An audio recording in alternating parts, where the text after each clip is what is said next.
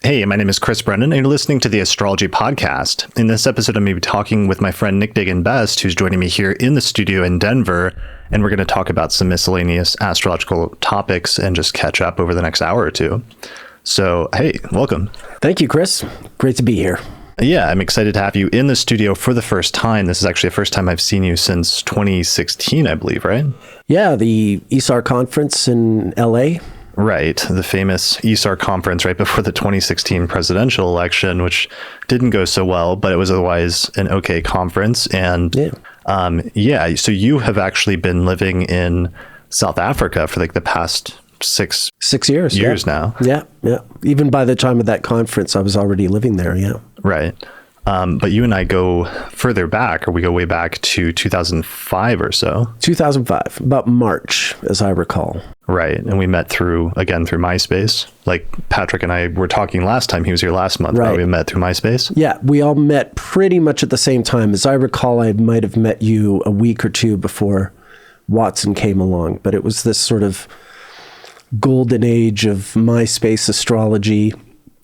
Have we ever told the story of how we met? Should I go into the very origins? By all means. Okay, so we really, I have to go back to two people, Kelly Lee Phipps and a woman named Bonnie. Darn, I have her last name somewhere. I can't remember it off the top of my head. But the two of them were at a conference sometime around 2002, 2003. And they said to each other, gee, it would be really great to have an org for young astrologers to help them sort of integrate into the astrology community. And from there, Kelly recruited Moses Sirigar into this cause. And Moses, being the great organizer that he is, brought me and a bunch of other people into the fold, many of whom remain very good friends of mine today, but I met them through Moses. And along with Demetra George, this group of about 10, 11 of us, we founded AYA, the Association for Young Astrologers. And Michelle Gould did all the sort of paperwork to get us incorporated. We, set ourselves up as a proper org, got all these, mission statement and all the legalese worked out and all this. And we felt very proud of ourselves. And then we proceeded to do absolutely nothing with the org. And this is the beautiful thing, actually. Kelly and Bonnie, although they were the ones who sort of birthed the idea of AYA, they weren't involved in the actual, for their own personal reasons, they weren't involved in the actual forming of the org. And Moses was our sort of president at that point. He was the guy leading the charge. But then he dropped out shortly after we actually got the thing started. He dropped out of the picture. But this is the beautiful thing about the AYA, is that it's always been this thing that just gets passed along. Like no one's ever just sort of tried to hold on to it, if you will. Yeah. I just celebrated the 10-year anniversary of the release of the first podcast episode like a week ago. And I went back and glanced at that first episode. And one of the pieces of news that I announced was that Austin had just taken over for me the presidency. Right. Yeah, I remember that because that was 2012 at the UAC conference in New Orleans. I remember very well the party when we sort of announced it and I don't know, poured champagne all over each other or something. Yeah, I don't know. I don't remember that part, but no, maybe I'm making that part up. Yeah, it was like a fantasy. Yeah, exactly. Yeah. But it was that kind of moment. Basically we had this org, and for a whole year, we just sat around and nothing happened with it. Mm-hmm. And then one day, we got this really angry sounding email from some punk young kid out in Seattle, this guy going to Kepler College, who was complaining that, AYA wasn't doing anything, and they had started this org, but it was all talk and no action. And one or two people in our group were sort of offended by this kid. How dare this arrogant little schmuck, speak up like this? And I said, no, this is great. Let's make him president. Like if he's not, he's right. We're not doing anything with it. Let's see what he can do. It's the classic response when you're being criticized. Let's see if you can do better. Right. And this arrogant young punk turned out to be you. And, but, so once we sort of got over the awkwardness of that exchange, I think pretty soon we did make you president of AYA, and you did a lot more with it. You were the first one to actually do something with this structure that we had built. Yeah. I mean, eventually I became president. I think I was brought into the board at some point, and then eventually became president. But things snowballed from there. And once we got through that little bit of awkwardness, actually, we hit it off. First online. And then, so this would have been about March 2005. And indeed, and then through MySpace, we sort of grew into a group of people, of young people who talked astrology on MySpace. And that's when, teenage Patrick Watson, still in high school, joined our fold. I was in my 30s at this point. I would have been 36. You were 20. Watson was about 17, something like that. Right. Bill Johnson, I was staying in Cumberland, Maryland with the Project Hindsight people at the time, and Bill Johnston from Project Hindsight and I were due to go out to Seattle for the NORWAC conference that year in 2005 in May. And I mentioned to Bill had met you because he had gone and done some talk at Kepler. So he was sort of vaguely like you had had a conversation with him. And I had just started studying Hellenistic astrology just a few months earlier and was really taken to it, was studying under Demetra. Right. So Bill and I were due to go out to NORWAC, and I mentioned to Bill, hey, there's this arrogant young schmuck. No, there's this really interesting young guy out there in Seattle who's studying at Kepler. Let's meet up with him while we're out there. Mm-hmm. So I remember very well, Bill and I arranged to meet you at the astrology bookstore, right? Astrology. Oh, Astrology at All. Astrology at All, right? Greg Nalbandian's store. I remember Greg was there. Mm-hmm. And we met you and we went out for dinner, and the three of us sort of, hit it off really well.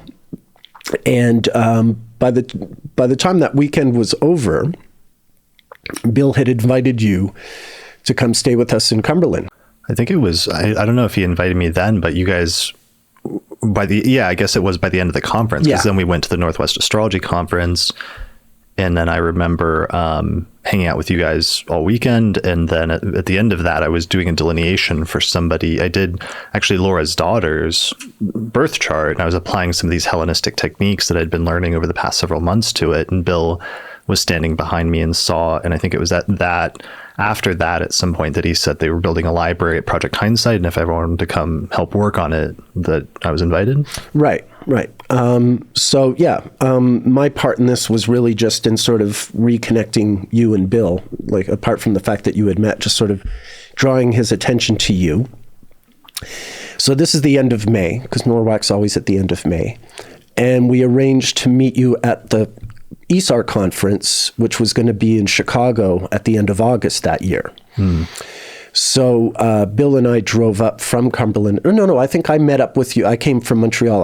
I'd gone home for the summer or something like that. But then I met up with Bill and you in Chicago at the conference. And when that conference was over, the three of us drove back to Cumberland from Chicago.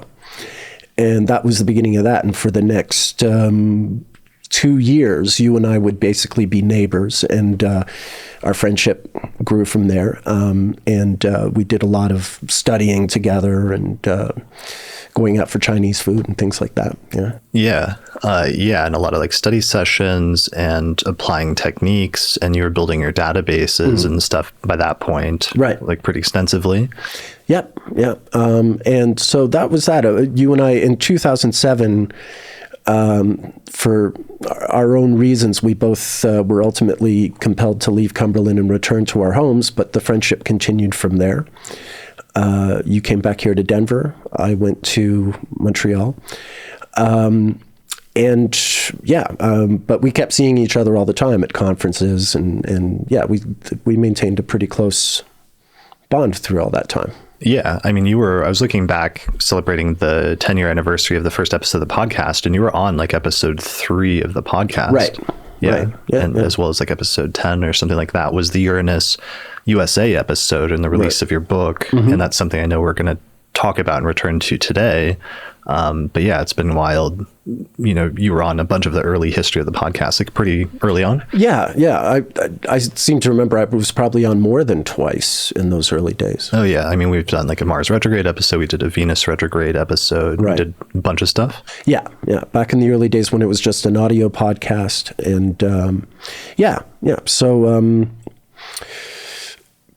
all that, so cue all that going right up to October of 2016, and we're at that ESAR conference in LA, and that's the last time we were together in person, mostly because at that point I had moved to Cape Town and was becoming engaged to my girlfriend, who I've since married, and and really only for that reason, just because we're living on opposite ends of the planet. We haven't been in the same room since then. Yeah. And the whole pandemic thing over the past 2 years, and also lack of astrology conferences or anything else. Sure. Yeah. Yeah. But so that brings up a few things. I mean, one of them that's really funny about the orgs thing, because I've noticed this recently as well. It's really easy for people, especially younger up and coming people, to view organizations as these like monolithic ivory tower, almost like structures from the outside, and to not realize from the inside just how poorly run they tend to be, or how much everyone's just like struggling to kind of do their best, but working on a volunteer basis. And it's really hard to understand what's going on inside an organization from the outside, and how much some of these orgs are very much just, scraping by at any one time. But it's an interesting, almost generational thing, or something that's good to experience, like having the experience of being an outsider and like calling critiques from the outside versus like actually being involved in trying to organize something and doing what that takes is a much different experience. But it's a really important one, I feel like, for everyone to have, so that they have some understanding of what it's like to attempt to like put something into action versus just critiquing it from the outside. Yeah. I was never offended by your critique of AYA, because I could only be offended if you were lying or misrepresenting the situation, but you were absolutely correct. We hadn't done anything with it. We'd had this great idea and we'd made it, and there was no follow through. So, that's what I thought. And this pattern was already establishing itself that, excuse me, that the AYA was this sort of rolling ball that would get passed around. I mean, it had already been, it had already slipped out of the hands of the people who conceived it. Not that it was taken from them, it was just kept getting passed along. Right. So, but yeah, it probably helped you to have the chance to get on the inside, as opposed to just watching things from the outside. I mean, it's very easy to criticize things from the outside. So once you were inside, at least you had a sense of what needed to be done, what could be done, what couldn't be done. Right. Yeah. And just the limitations of what you can actually do, and actually the limitations of even the amount of power that anybody inside an organization actually has to like exercise control or influence of things actually ends up being much more limited, I think, than you end up realizing from the outside before you've been in that sort of position. Yeah. It's the classic conundrum of governing, I think. The more democratic the organization, the slower things are, and the more limited they can be to sort of execute any plans or tasks. And then, the other side of that spectrum is to just have one dictator in charge of everything, who might get more done just because they're, ruling by themselves. But then, you have a whole other set of problems with that. Right.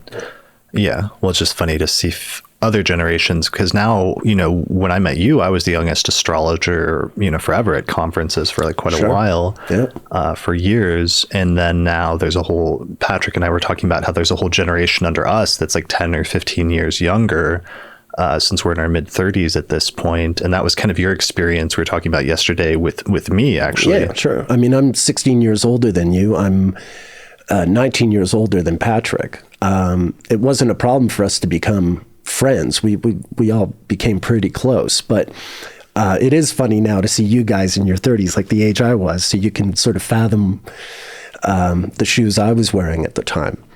Mind you, when I first got involved in astrology in the 90s, even though I was in my mid to late 20s, I was always the youngest in any astrology class I took, or it was a long time. The first time I met an astrologer from my age group was probably Sam Reynolds, because he and I both worked for the same astrology phone service.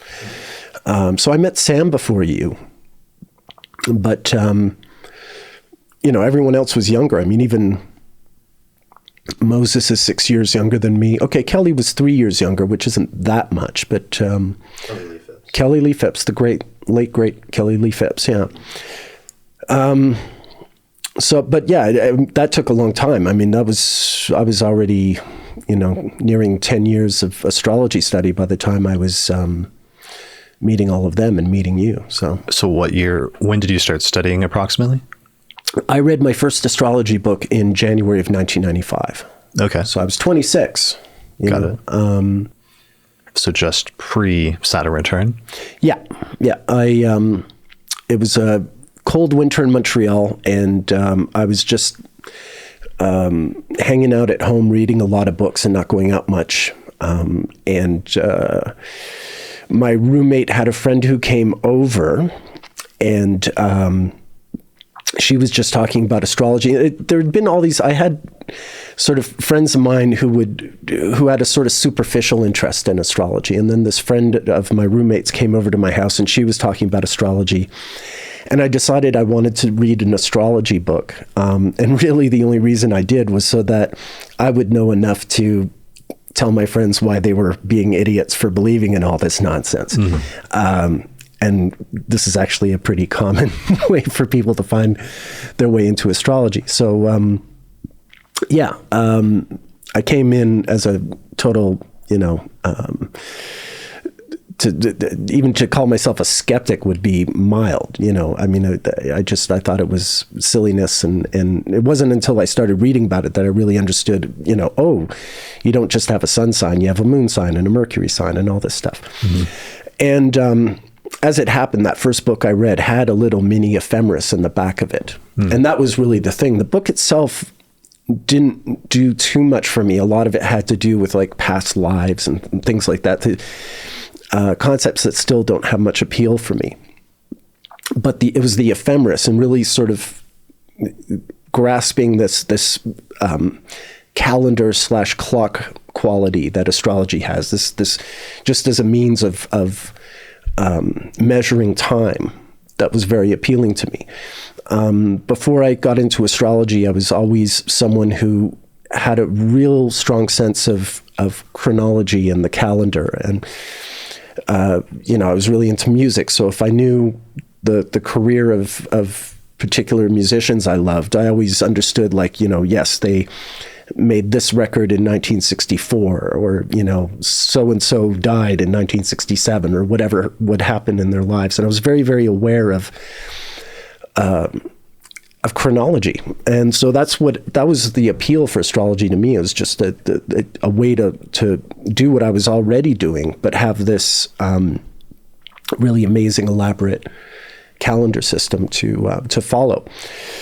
And within a few months of reading my first book, I remember it being not more than 2 or 3 months after reading that first book in January of 1995, I decided, okay, this is really something I want to spend my whole life studying. Mm. And resolved to become a professional astrologer, really because, well, that's a way I can always stay involved in studying it. I didn't become a professional astrologer to be a professional astrologer. I became a professional astrologer so that I could keep being an amateur astrologer, i.e. someone who does it out of love, which I think is, it's important. It's like music or art or whatever. It's fine to go into the business, but you always want to, first and foremost, love it. Yeah. Well, and that's something that's unique about most astrologers is they do get into doing it professionally most of the time out of their love for it and desire to do it as much as they can or do it all the time. Yeah. And that's often usually the driving force between starting to do consultations and everything else. Yeah. Absolutely. Yeah. Do you mind if I show your chart? No, I don't mind. Here's the chart for the audio listeners. So you were born August 14th, 1968 at 5:26 a.m. in Montreal, Canada. Ascendant at 15 Leo, Sun at 21 Leo, Mercury at 28 of Leo, and Mars at 5 Leo. Yeah. Then Moon is conjunct the midheaven at 2 Taurus. Moon is at 2 Taurus, midheaven's at 3.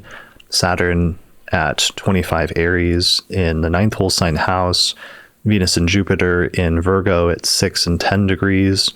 And Pluto and Uranus at 21 and 27 Virgo in the same sign. And then Neptune at 23 Scorpio in the 4th whole sign house. And finally the North Node at 10 degrees of Aries in the 9th house. Yeah. So this was preset. So Saturn was probably going through Pisces then when... Yeah. Saturn was in Pisces. There was a Venus-Jupiter conjunction similar to my natal one in Sagittarius. And there was a Mars retrograde in Leo. Okay. Yeah. We were just coming out of a Venus retrograde in Scorpio. Right. Venus was now in Sagittarius, having been retrograde in Scorpio just the previous autumn. A recurrence of my Venus-Jupiter and a Mars retrograde in my first house. So what was the astrology scene like in the late 90s? Because you ended up being in New York and studying astrology in New York in the late 90s, basically, right? Yeah. So I studied astrology. I just read every book I could get my hands on between 95 and 97. There were some really good used bookstores in my neighborhood in those days, and someone was selling off a pretty good collection of astrology books. So I was pretty lucky.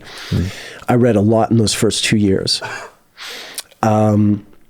And very early on, like I said, I decided I wanted to be a professional astrologer probably by March, April of 95. And I told my parents, which was, took them by surprise. But as it happened, they had an old friend, Axel Harvey, who was an astrologer. So they immediately said, oh, well, you should talk to Axel because, actually, as it happens, what I didn't know until later was Axel was actually the one who had introduced them. Your parents? My parents, wow. Yeah. So your parents were introduced by an astrologer? So it's a funny story, and this is my adopted dad, but Axel had also known my birth father as well. Oh wow! But Axel and my adopted dad looked a lot like each other when they were younger. Like you can see films of them. They both had sort of red beards and those black sort of Buddy Holly type glasses that people still wore in the 60s. So they used to always be confused for each other, which is funny. And when you see pictures from them of them from that era, it's you can understand why. And Axel, for those not, because he passed away, I think, over a decade ago now. No, 6 years ago. Was that recently? Yeah. Okay. It was just before I moved to South Africa. Got it. But he was kind of one of the leading astrologers in Montreal or in Canada, right? Oh, yeah. He was quite renowned, real special guy, really important teacher for me. But what Axel did for me, I met him. He gave me this tattered old copy of a Neil Mickelson ephemeris, which is, kind of like giving Jimi Hendrix his first guitar or something. Right. And that was amazing, because I was reading all these astrology books, but to actually hold this ephemeris, I mean, this thing, I held on to it until it was dust. Was it like 100-year American ephemeris? Yeah, your classic 20th century. It was a noon one, not a midnight one. I mean, later on I would come to prefer the midnight one, but This was a good starter. But it was that 100-year Neil Mickelson. You're a midnight guy instead of a noon guy? Yeah, I mean, that's the preference. It just sort of situates you in the calendar a little more securely, but it's not a big deal. What's your advice for those that want to know the difference and decide which one to go with? Frankly, for it really to be important, if you live in England or Western Europe, then the midnight one is really most appropriate for you because that really does coincide with the calendar you have locally. It's set for midnight Greenwich time? Yeah, exactly.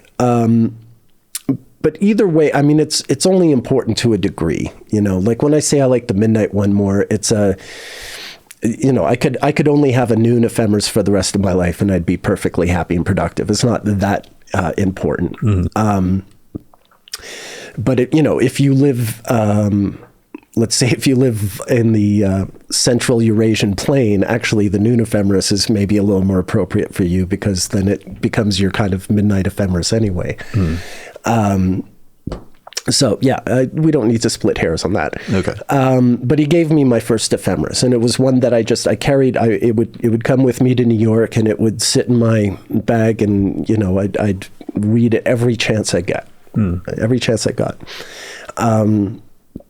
So yeah. And you're like memorizing important dates and shifts, especially like outer planet shifts of like when Uranus went into different signs, when Pluto changed signs, or when you started focusing on like when Venus went retrograde or Mars went retrograde and things like that. Yeah, all this stuff that you pick up from an ephemeris. Just having a real sense of, if I would think of a month in a year, February of 1966, it's got an astrological quality.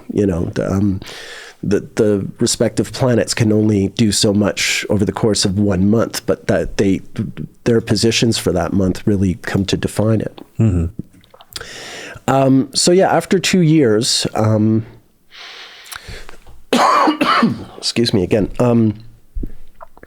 In 1997, February 28th, the night of February 28th to March 1st of 1967, I got a lift to New York with some friends and decided to stay there for a while so I could study astrology. I felt I'd gone as far as I could on my own. And decided I needed more teachers. Axel was great, but I didn't want to just be someone who learned astrology from one person. So I went to New York and started studying with the NCGR.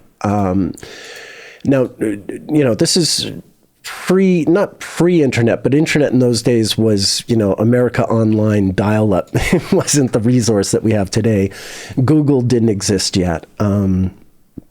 If you wanted to look up Astro Databank, you had to get Lois Rodden's books, that kind of thing. Yeah, like kids these days literally can't imagine like what it was like. Lack of resources available in terms of online stuff. Right.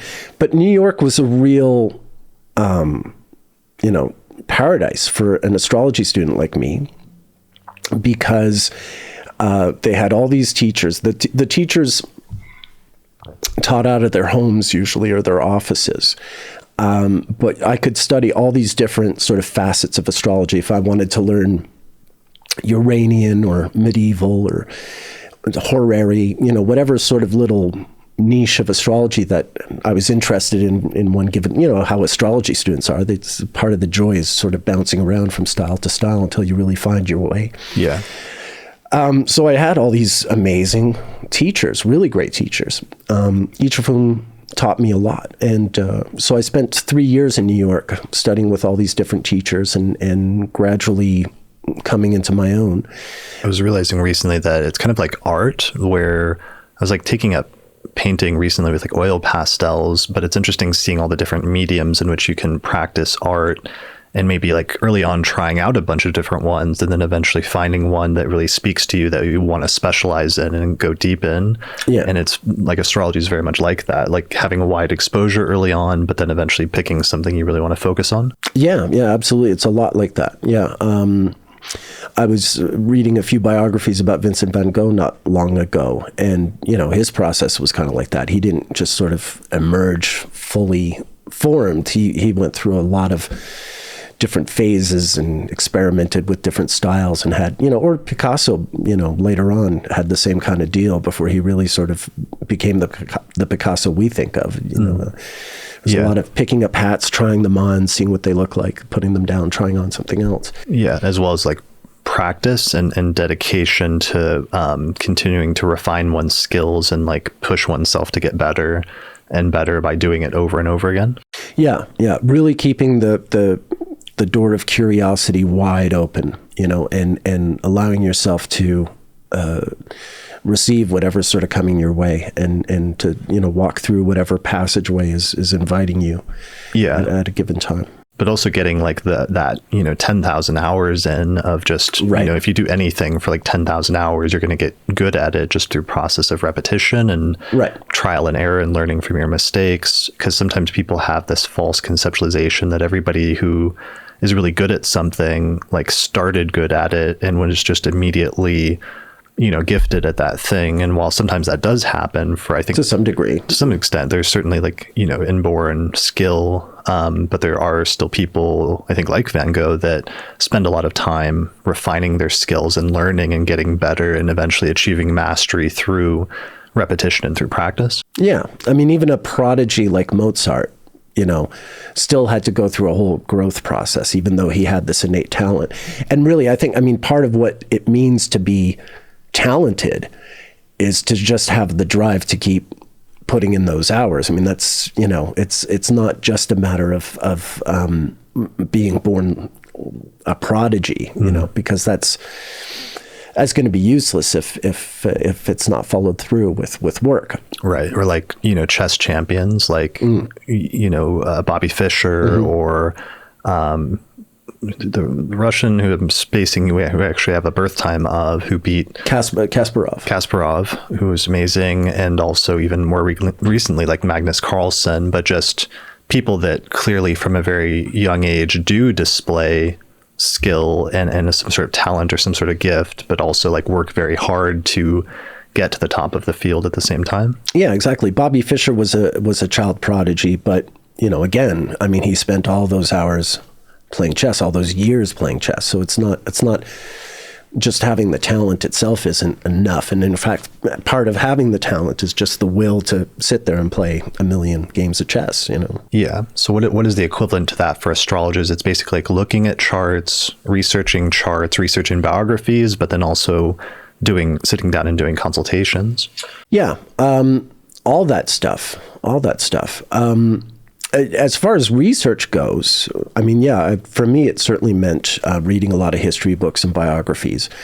But also, I started out like a lot of people do, just studying people I liked. I like rock and jazz music, so I was studying the astrology of the Beatles or the astrology of John Coltrane. Or, I like cinema, so I was studying the lives of certain directors or actors I liked or authors I liked. But then I started to think, well, maybe I don't just want to study the people that I'm a fan of. Maybe I want to study people I can't stand or that I'm indifferent to.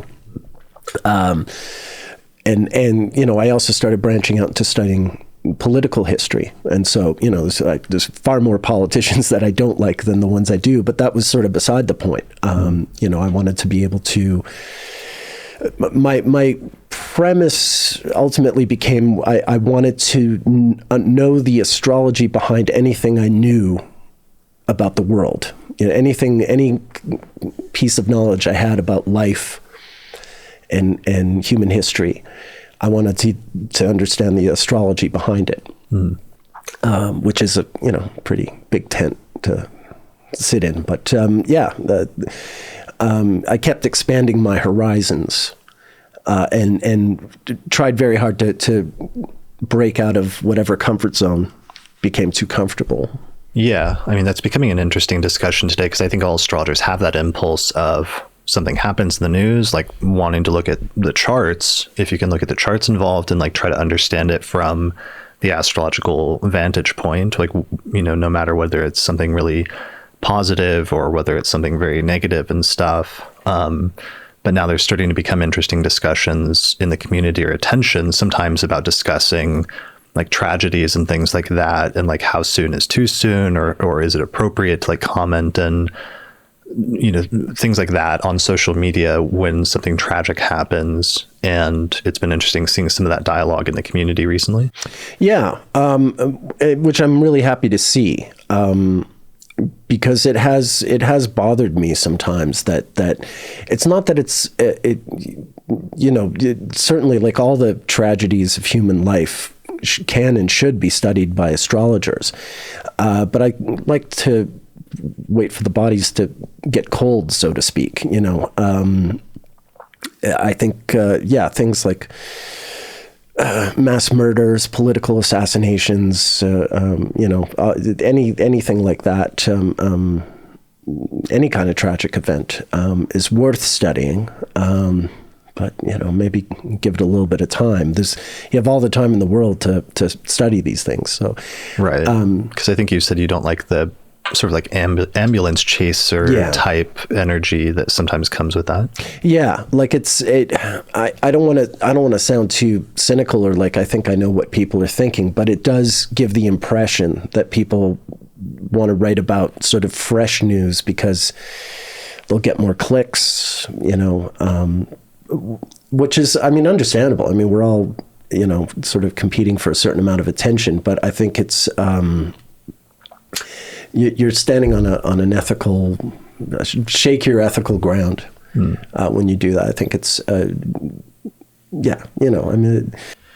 Yeah, I think it's tricky though, because also sometimes I think about it's like the people that are there and documenting things as they're happening in the moment. There's something about the energy surrounding the moment of something when it's at its freshest, let's just say a current news story. Like for example, like the Will Smith, slapping Chris Rock a few months ago. In order to like truly understand the social sort of importance of that, you sort of had to like witness as it happened and understood, the perception of Will Smith up until that moment versus like just instantaneously this shift that occurred when that happened and the sort of shock that like millions of people had with that moment. And in order to understand and contextualize the transits to his chart and different things like that, there's something, I'm using that as an example because it's more of it's not like a tragedy per se. No, but it's a big sort of event that people talk about. Yeah. Right. But, historians always put themselves in this position where they have to sort of recreate the mood of the moment. If you're talking about the Second World War, you have to go back and think of the way the world appeared to people living at that time. But the other thing, the Will Smith incident was a few months ago now, but, eventually there are going to be books and interviews and things like that where Will Smith is going to talk about what was going on in his head that day. Or, Jada Pinkett Smith will have something to say and Chris Rock will have something to say about it, but we'll hear more. We'll get a little more insight that will probably recontextualize the event in ways that were not obvious to us who are just watching in the moment. Right. And that has a lot of value too, particularly to an astrologer. The same thing goes for, mass shootings and what have you. Like eventually we get to know more about the psychology of the perpetrator or the circumstances of what brought the victims to that moment and place and time. And, all these things that you only find out after the fact, but are actually really valuable to the astrologer studying the event. As opposed to just going,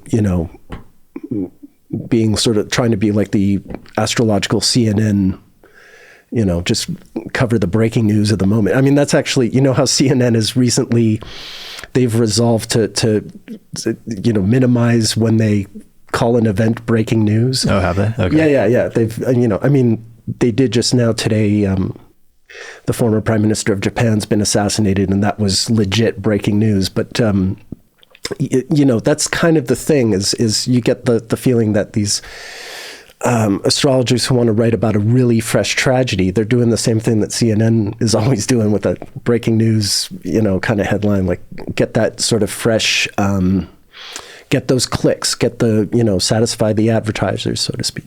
Yeah. Which isn't always the best motivation. It's funny because on the podcast, it's like we talk about recent events, sometimes on the forecast episodes that have happened in the month since the last forecast. But sometimes if we don't talk about certain things, people get mad at us. So there's been now an interesting tension between those two competing poles in the astrological community of, on the one hand, the people that are like, don't talk about certain things too soon, because if you do so, that's sort of disrespectful or like ambulance chasing. But then there's the other side that is like, you need to address this. This is a really important event, and there should be like some sort of discussion of it. Otherwise, you're like sweeping something important under the rug. It feels like this to other people. Yeah. So it's a little tricky. I'm of two minds. I mean, first of all, let me be clear that I'm expressing a view that I think should be up for consideration. I would never dream of sort of policing the astrological dialogue in the world. I mean, to some degree, we sort of have to let the quote unquote bad out with the good. If people want to proceed as they are, so be it. Even if we're looking askance at it. But the other thing is, I mean, that sort of quote unquote ambulance chasing has been normalized. When you get that kind of feedback from people like, hey, you should be talking about this, it's because we've normalized the process of doing this breaking news kind of approach to astrology to the point where people really think like, hey, you're supposed to be just talking about the headlines and not, not things that happened 5 or 10 years ago, Right. So, yeah. Yeah, that's tricky. So that brings up biography. And you were mentioning, biography is one of your main focuses, basically, even before you got into astrology, was studying and reading the biographies and autobiographies of famous people. Yeah. And that's one of your primary interests in terms of weaving that together with astrology. Yeah. Yeah. And I mean, part of how astrology spoke to me was because of that sort of interest I already had. It wasn't just a matter of, I mean, I did have the experience that we all do of seeing like, oh, okay, I see how I'm not just a Leo sun, but I have a Taurus moon, and that explains certain things about me that the Leo sun doesn't. And, understanding my chart and going through that process of sort of self-discovery, which was really important to me in my 20s.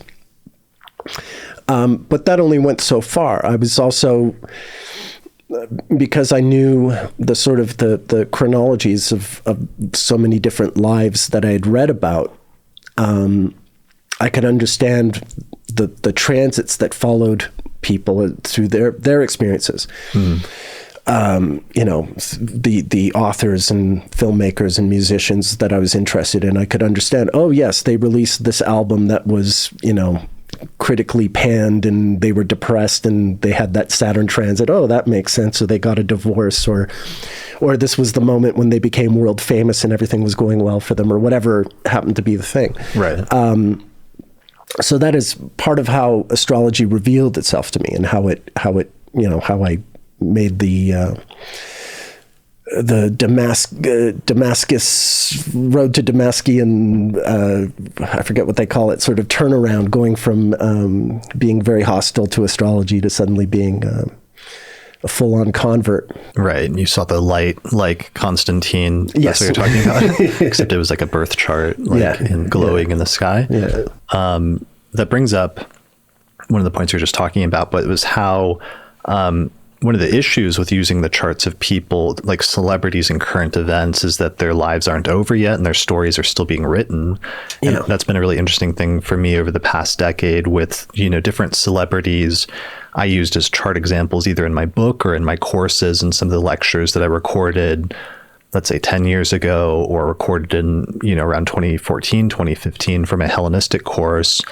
And, some of them have continued to have, interesting lives, or a continuation of some of the stories and events in their lives that I talked about earlier, and how that's played out has been interesting in different ways. Like, Britney Spears, for example, and I talked about her conservatorship, which was already 4 or 5 years into it, like in the, early to mid 20-teens, and then seeing that sort of wrapped up, or at least her being released from that finally just in the past year, basically, or in the past few months. Right. And she just got married again, didn't she? Oh yeah, you're right. Yeah. Right. With, there was something actually interesting about that. Oh yeah, Jupiter had just ingressed into her 7th house, which I thought was really interesting.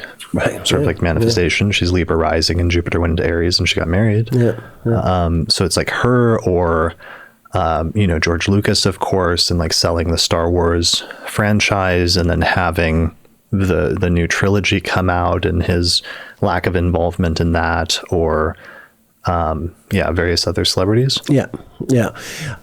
No, absolutely. I've also studied Britney and George Lucas, and then there are other people like Bob Dylan or Paul McCartney who are still going strong. Like their lives are still very interesting and very public. Even though I've been studying their charts now for nearly 30 years, a quarter century anyway. That's interesting. Though they remain works in progress until, the person finally leaves us. But over time, even though I enjoy studying, these living figures, partly because they're interesting people to me, I do find I get a lot more value investing my time studying people who are no longer alive, because then you really do have something a bit more complete. Because otherwise there might be like something that hasn't happened yet that their chart shows, and is very clear in the chart as like a signature, but it hasn't happened yet, and therefore may not make sense in terms of what you currently know about their biography.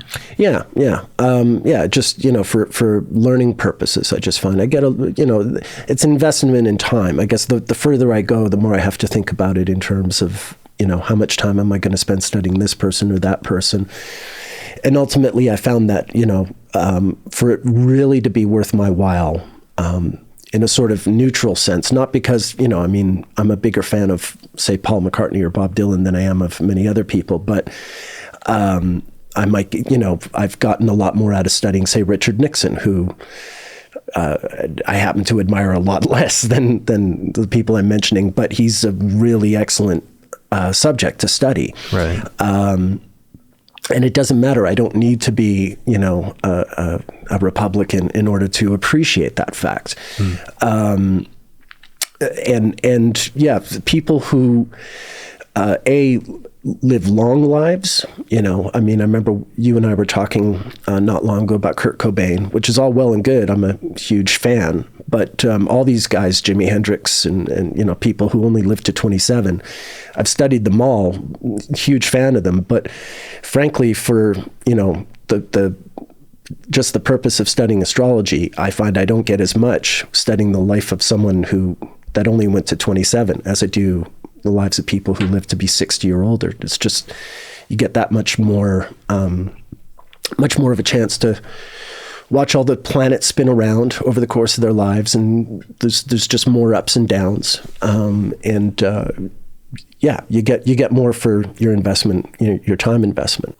Yeah, I always think about, now every time Jimi Hendrix is mentioned, I think about the fact that Joe Biden was born like within a week of him, and with the same rising sign, with Sagittarius rising, so they have the same houses and some similar placements, except Biden's like Scorpio stellium has shifted a bit into Sagittarius in Hendrix's chart. But that's a really good example then of like somebody whose life was cut off at 27 versus somebody who, later is in his 70s at this point, and eventually towards the end of his life became president. Yeah. But then, I haven't done that much work on Biden's life, but everything I do know about him, like, really sort of starts with the death of his first wife and child, and the early days of his political career. It is Saturn return. Yeah. By which point Jimi Hendrix is dead, Right. By which point Jimi Hendrix has literally done everything he'll ever do. Eventually maybe it's out there. I don't know. But, what was Joe Biden doing in his 20s? I guess that knowledge is probably out there. I just haven't gotten to it yet. But it's probably not covered in the same kind of detail that Jimi Hendrix's years in the 60s are, where, certainly between when he lands in London in September of 1966 and when he dies in London exactly 4 years later, everything that Jimi Hendrix is known for pretty much was done in this very short 4-year period. But that 4-year period is covered virtually day by day. We know what he was doing and how he was growing and what was happening to him and all this stuff. That's an interesting concept in of itself, of like maybe potentials that people have or what they could have been, but their lives get cut off early. And so you don't get to see the full manifestation or maturation of some of those chart placements that maybe would have happened otherwise. Yeah. I mean, exactly.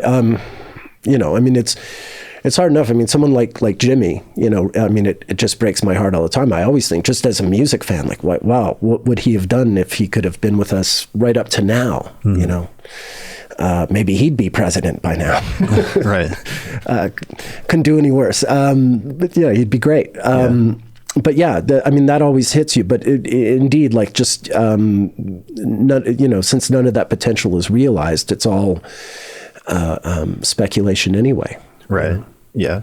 That brings up, you know, at hindsight, it wasn't a debate, but there was a tendency of Schmidt had this idea that everybody should adopt like one biography and really just like master that one biography and apply all your techniques to it and learn that biography as well as you can, so that then you have a primary reference as your primary case study with which to apply different techniques or what have you. But it seems like you're more on the side of having many different biographies to study is more valuable to you than just a single one. Yeah. Actually, this is, you know, we should get to Schmidt. This is a perfect segue. There I was in New York City studying with the NCGR between 1997 and 2000. But in the summer of 1999, and you studied specifically under Michael Luton at one point, right? Yeah. I started a class with Michael Luton in January of 99. Okay.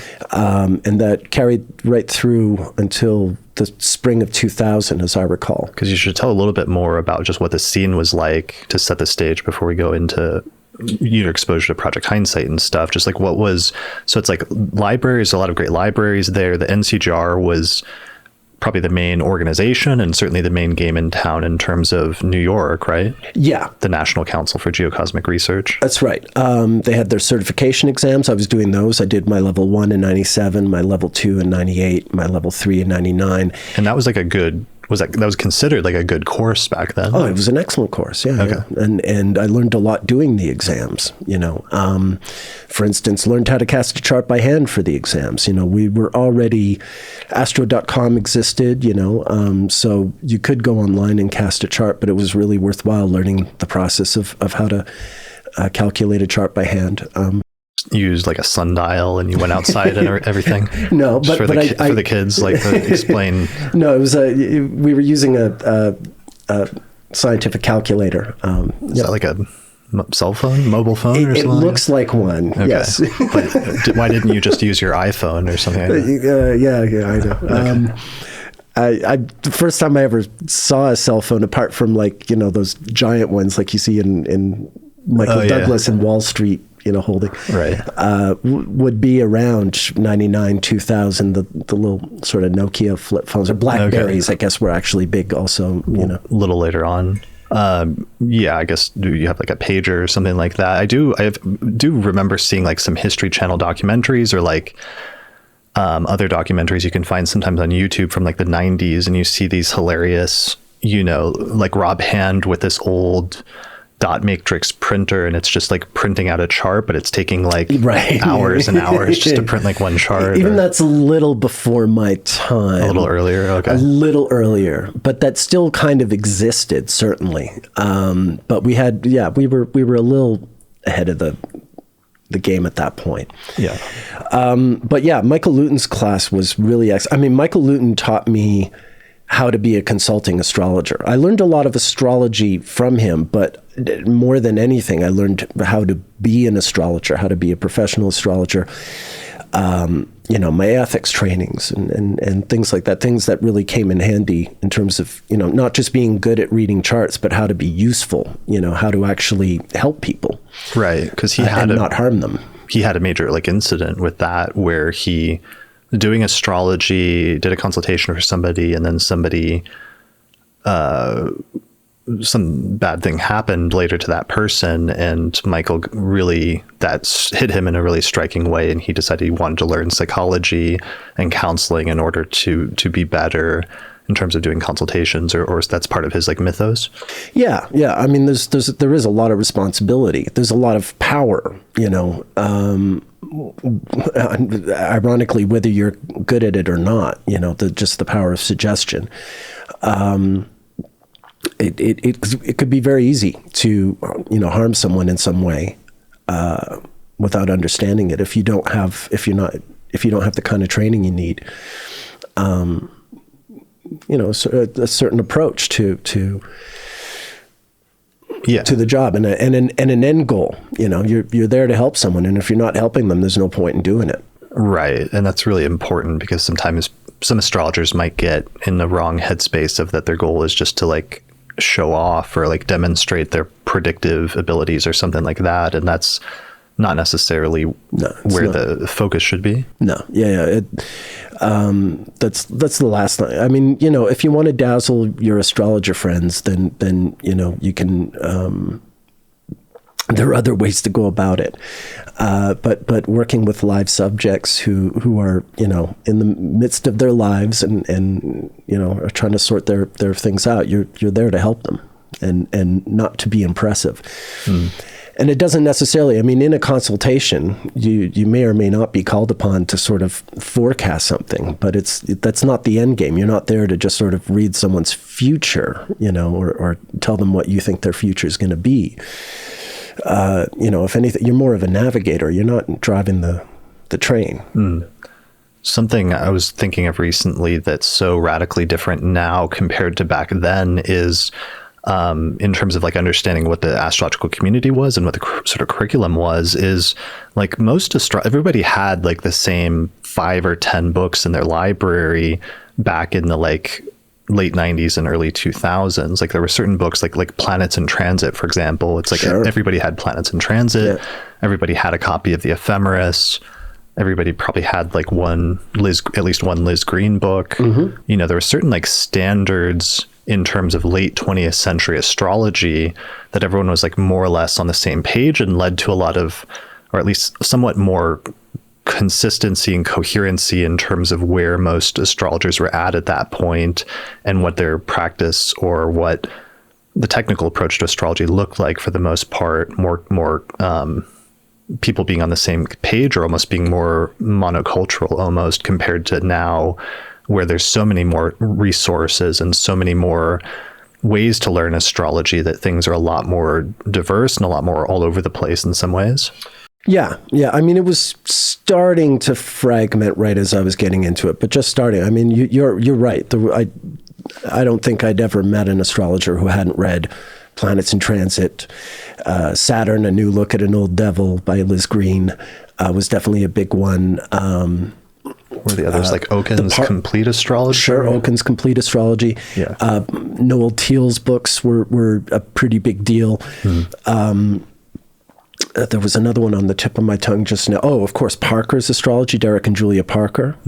I'll never forget the day I saw them in England, just sort of, already sort of old and what have you, but it was really like seeing, rock stars, right? or something. I was the only time I've ever really met astrologers and been sort of dazzled, like, oh my God, I can't believe it's them. I can't believe I'm standing right next to them. Right. Well, it's crazy to me that people like Dane Rudyard lived into the 80s and was like still giving lectures at that point. Yeah. But I never knew him. He was gone by the time but he's another one, certainly.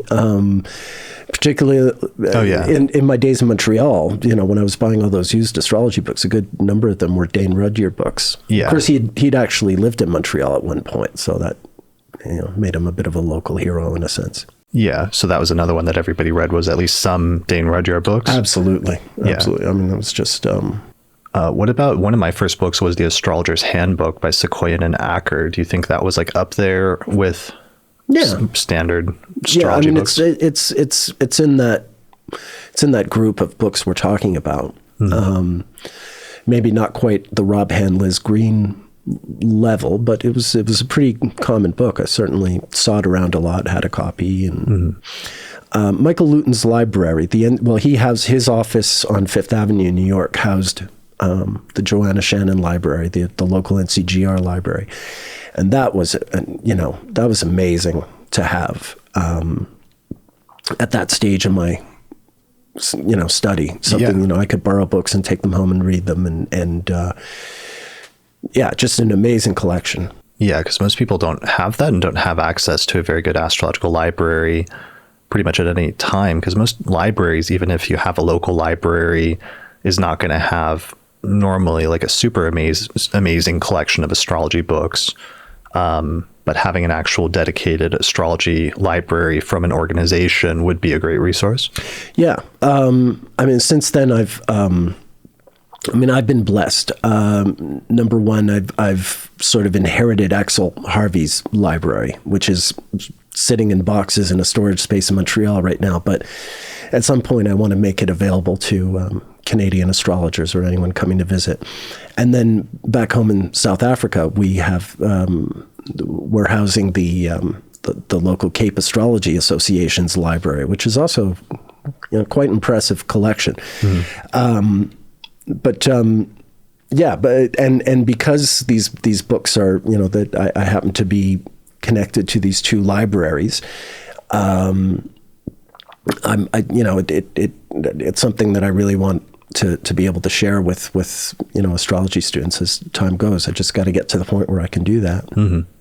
Yeah. So that's the state of things. You're studying with Michael Luton, and then what was the transition point to studying traditional astrology? So in June of '99, there was an NCGR conference at Hunter College. They always have their local conference. And I gave my very first astrology talk at that conference. I'd only been studying for 4.5 years. I thought they invited me to speak, but I thought, I was like, I'm not ready for this, but I did it anyway. And funny enough, I did a talk on Venus, although as far as I'm concerned today, I knew SFA about Venus in June of '99. Right. I was only vaguely aware of the 8-year synodic cycle and all that. It's very funny to me that it just happened to be, the reason it was a theme for the conference was because there was a Venus retrograde coming up, which would eventually become very meaningful to me, and partly because of the way this summer played out.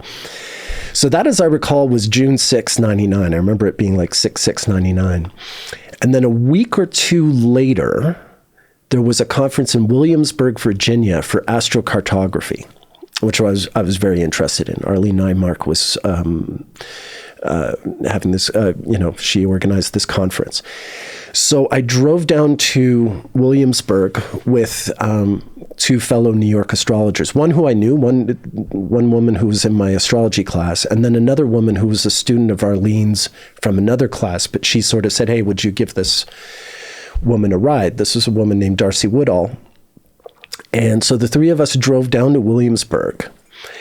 And at Williamsburg, it was, I'll never forget, it was a Saturday night at the bar, the hotel where the conference was. And it was full of astrologers, at all these different tables having these different conversations. And I looked over at this corner table, and there was this really animated guy with this white twisty mustache, speaking very enthusiastically and forcefully about Hellenistic astrology. And he was explaining it to this woman. And he just seemed really interesting to me. And this was Alan White, someone who, along with Axel Harvey and Michael Luton, stands as a very important teacher for me. And so I met Alan, and he was there promoting, and this is where we're connecting the story to Robert Schmidt and his view on biography. The reason Alan was at this conference, because Alan wasn't particularly interested in astrocartography, but he was there to promote the Project Einstein conclave, which was going to begin the following weekend. Mm-hmm. So what appealed to me, I mean, Hellenistic astrology sounded interesting enough, but what really appealed to me was this idea that they were going to actually read the entire life of a human being using a system. Because this was I thought, actually, very naively, I thought this was something that astrologers always did. I thought this would have, just naturally been the approach, but not really, as it turned out. Most astrologers, they might read a famous person's chart, but they would just sort of look at the natal chart and, talk about why, the Saturn in the 10th house represented this thing that they did, or the, whatever. just sort of reading the natal chart and custom fitting it to the notoriety of the person involved. Yeah, it would just be about like mentioning a few select placements and a few select things that are known about that celebrity that are like well-known things, but then kind of just leaving it at that, which is a bit more limited. Yeah. So I was very excited by the sound of this. Now, as it happened, Darcy Woodall, the woman who had driven down with us to Williamsburg, had been to earlier Hindsight conclaves, and she had a cassette of Robert Schmidt, which we listened to in the car during the drive back. It was, one of his sort of outlines of Hellenistic astrology, his earlier recordings. So I was and she was telling me about the house in Cumberland and the community and all this stuff that they had done. And I was only just sort of tangentially aware that because I by this point I had seen both Robert Hand and Robert Zoller give talks in New York. In fact, when I saw Hand in '98, it was his talk in '98 that I saw that convinced me to switch to whole sign houses. So I was already a whole sign house convert before I found Schmidt and Hellenistic astrology proper. Which is super early days, because like whole sign houses didn't, when I came into the community in like 2004, 2005, or discovered Hellenistic astrology, I was shocked that whole sign houses had not sort of penetrated the community hardly at all at that point. And it took another 5 to 10 years for it really start to take up like market share in the community to what it is today, where it's probably at least the second most popular house system. Yeah. But 1988, 1989, it would have been even lower numbers. Exactly. Yeah. But Hand made a really convincing argument for it when I saw him speak in '98. And I saw Zoller give a good talk at Michael Luton's office around '99. So I was already somewhat aware of this, but now Darcy was giving me this whole history about Project Hindsight and this whole sort of mystique around it. So sure enough, the following weekend, Darcy and I met up at Penn Station and got on a train and made our way to Cumberland, Maryland. And there we were. I attended 3 of the 4 Einstein conclaves. I think I missed the 3rd one.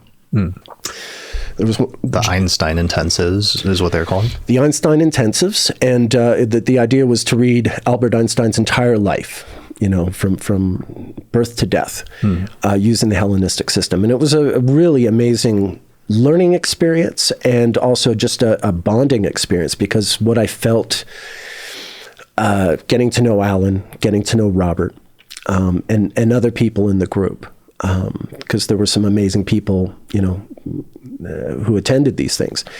It really felt like I'd reached some new level of study, of investigation. Something was really stimulating my curiosity. NCGR had done very well by me, but once again, I felt like I was, after Michael Luton's class, I felt like, okay, I've gone to virtually every teacher available in New York. I mean, it was amazing to have 15, 20 different teachers available to me, but now I've gone through them.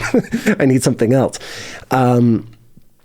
So this was the next step, and I became very serious about learning Hellenistic astrology and staying involved with Project Hindsight, which I did. And that was like, that intensive was given like supposedly or theoretically, I guess, because I wasn't around, but it was supposed to be one of the points early on where Schmidt got his first version together of one of the first times he thought that he had fully reconstructed the system, and like this is what Hellenistic astrology was, and that he thought he had a system down for how it was supposed to be applied, and that's demonstrating that, I guess, is part of what the Einstein intensives were supposed to be about. Yeah, and there's something I gotta say. This really kind of impressed me about Schmidt was. Here was someone who wasn't an astrologer, but he was well versed in astrology. He had obviously, he knew all the different techniques and the history and the jargon, but he wasn't actually, he had never given anyone a reading in their life. He wasn't someone, he didn't necessarily believe in astrology. I mean, this was the thing, the Einstein intensives, I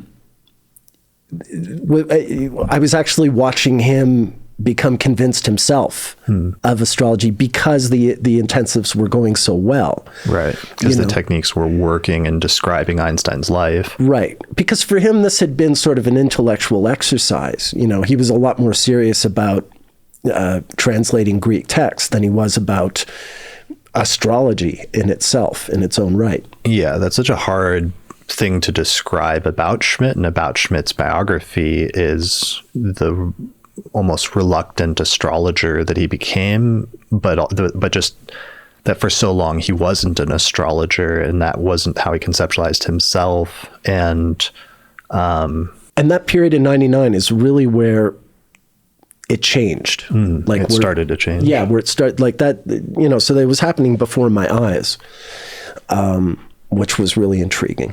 And that's 99? Yeah. Which is wild, actually, if you think about it in terms of his biography, because he'd already done the majority of the Project Hindsight translations that he would ever do were completed in the 4 years up to that point between like 1993 and 1998, basically. Right. When Hindsight produced something like a couple dozen translations, like 20 or 30 translations, and then tapered off, and he did a few more after that, spaced out over the years. But most of the translation work and the preliminary translations was done in the mid-90s. Yeah. Yeah. But again, I mean, for him, this was, kind of an intellectual exercise. He was very serious about translating from Greek to English, just doing a good job at that. But trying to get the astrology right, really trying. I mean, that was the thing. Not just getting lots of people had translated these texts, or some of them anyway, but just to sort of translate them. He wanted to properly represent the astrology, the intention of the author. Right. Well, he wanted to reconstruct like the original philosophy, because he thought there was a hidden philosophy in Hellenistic astrology in a philosophical school that had never been properly recognized. Yeah. And that the philosophical concepts were embedded in the astrological terminology.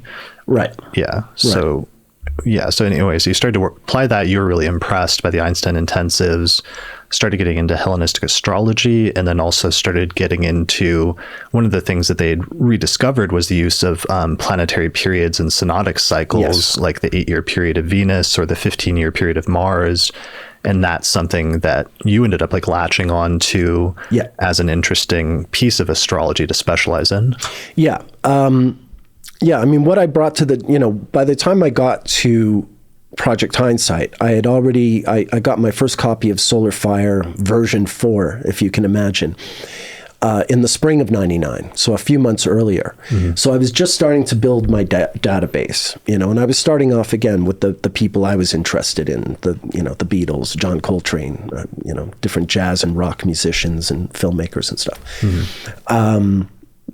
And just a little bit of politics that would sort of take over more later. So I was already, so when I meet Schmidt, okay, he's doing the Life of Einstein. Great. I'm already sort of doing my own version of what he's doing, except not with Hellenistic astrology, but I'm already trying to recreate entire lives, astrologically. But indeed, it was with Schmidt that I learned about the planetary periods. I was sort of vaguely aware that the synodic cycle of Venus was 8 years, but he really outlined it for me. He really explained synodic cycles to me.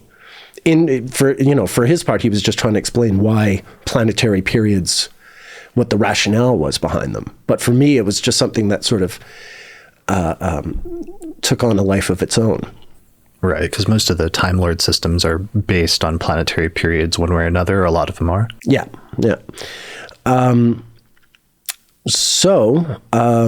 In 2000, I left New York and I moved to Europe.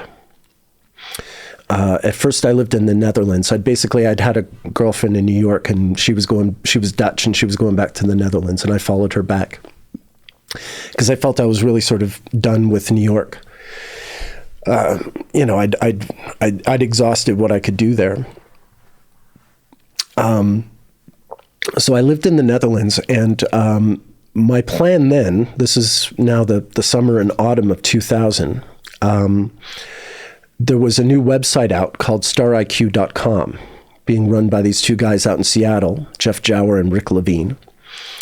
And they had like sort of celebrity astrology stuff, but it was smart stuff. You know, it was pop culture, but sort of next level for pop culture astrology. And I was like, this is perfect. This is my niche. This is exactly what I want to do, is write about, you know, movie stars and musicians, and write about their charts and their art and that kind of thing.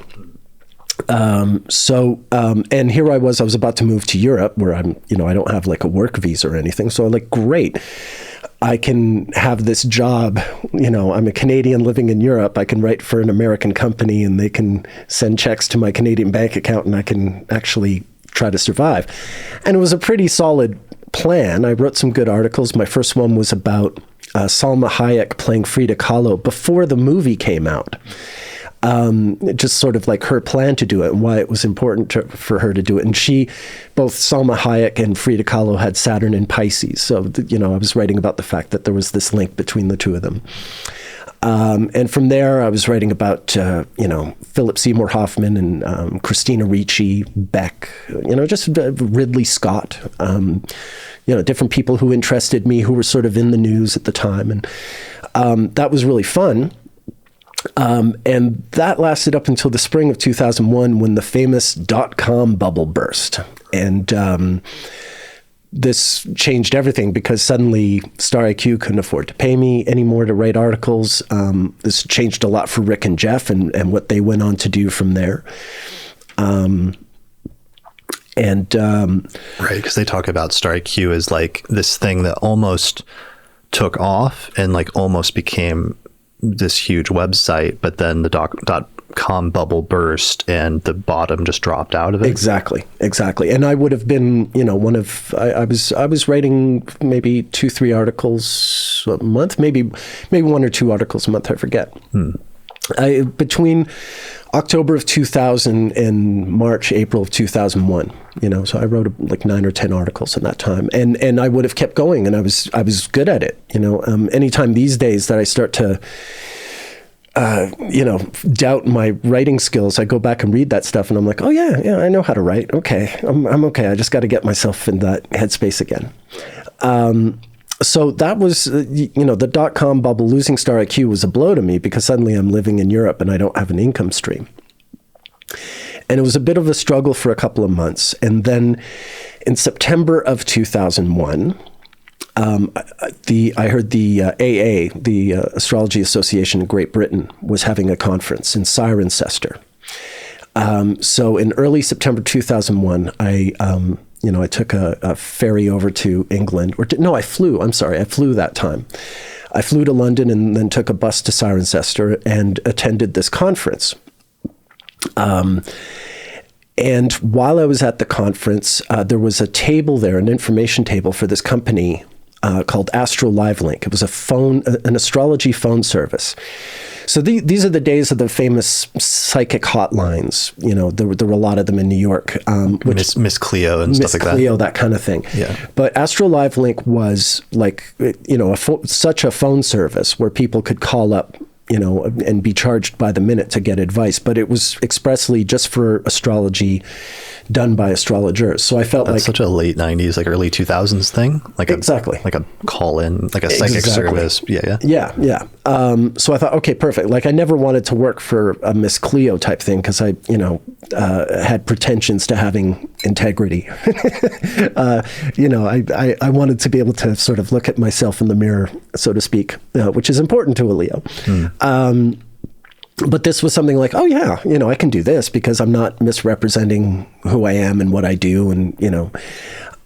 So sure enough, I applied for Astro Live Link, and they gave me a test read. I had to read for the guy who was the manager of the company, and I apparently did a good enough job that they hired me. Now, the funny thing is, I can tell you the date for this, because this would have been September 7th, 8th, and 9th of 2001.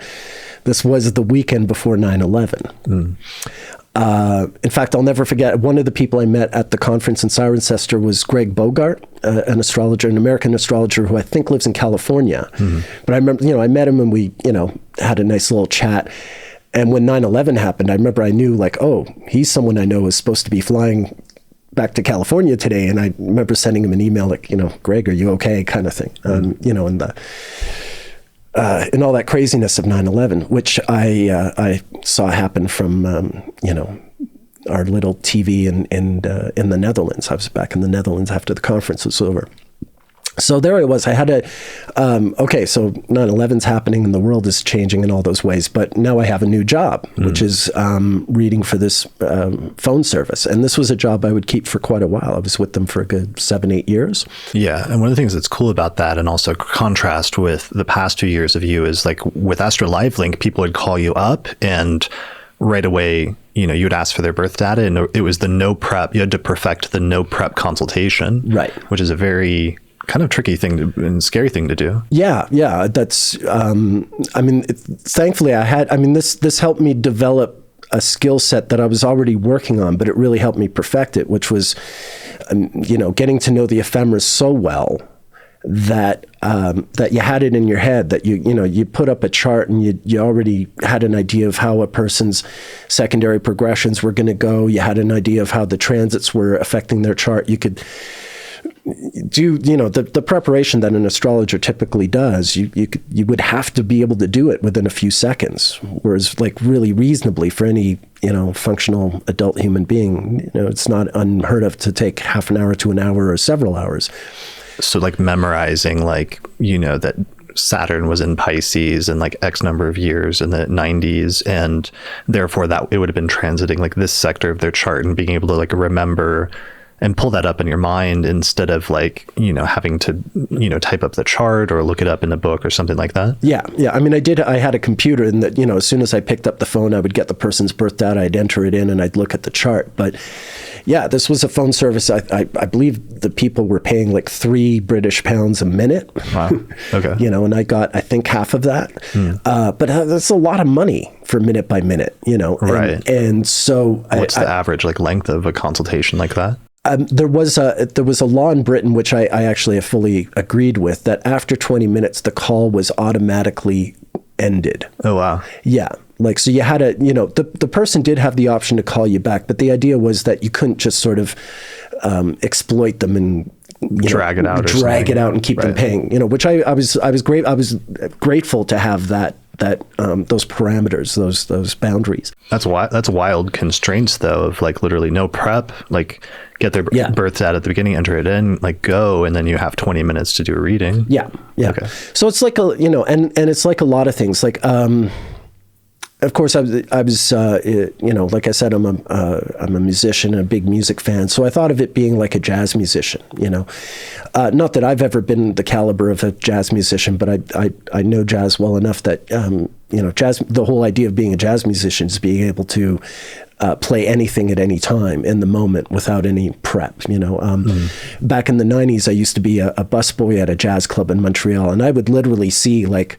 a piano player come in for the first time, meet the drummer and bassist like on the bandstand. They shake hands, tell them each other's name, and then one of them suggests a song, and they count off a tempo, and boom, they sound like they've been rehearsing for months together, even though these guys have only just met. So that was kind of a jumping point for me. Like, okay, well, I can be like an astrological jazz musician, so to speak, just, develop my skill to such a point where I can do things in the moment. So yeah, that worked as well as it possibly could. It's not ideal. I mean, it's funny to me, in today's world, the post-COVID world, people are used to working online. It's become the new norm. But this was something that started for me literally at the turn of the century. All that time I was working online.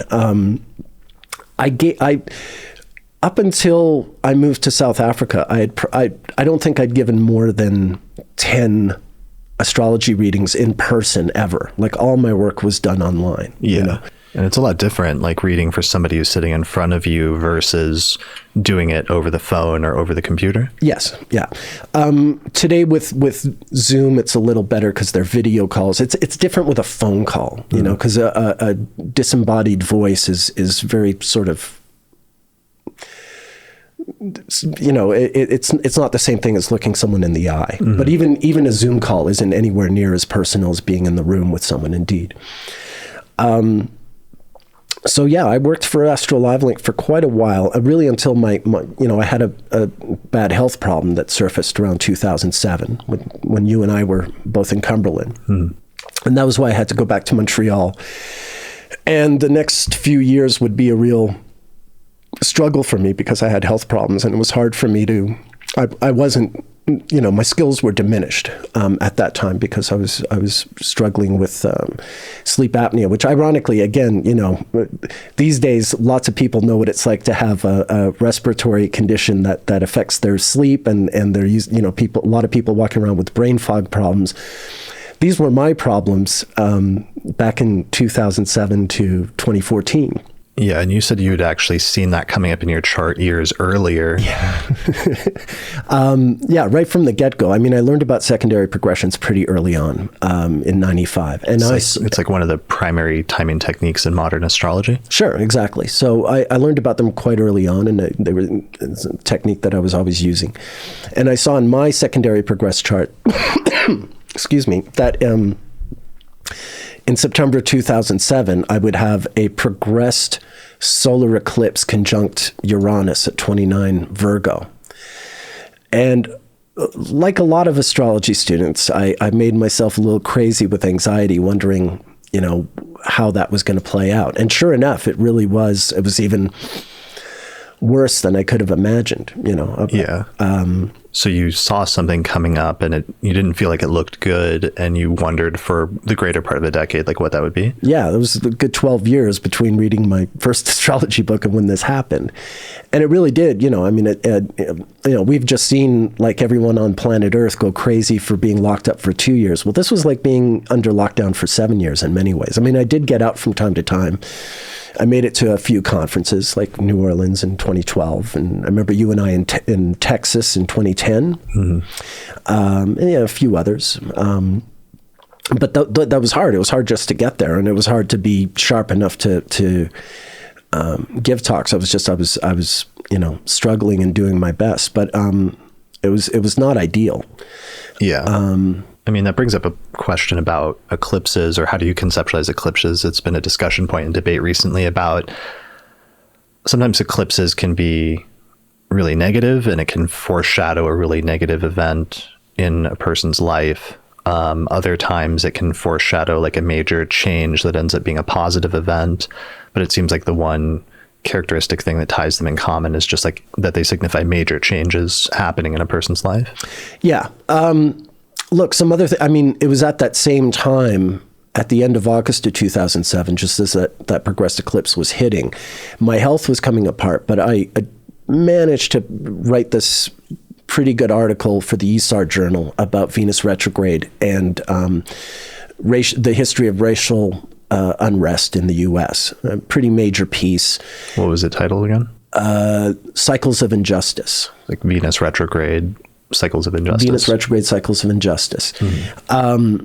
And, that article sort of, I remember writing it thinking like, wow, if I don't survive this health problem, at least I've done something, So, and that did sort of ironically cement my reputation in the community, at least for the time being, while I was struggling with my health problems, so that at least I had,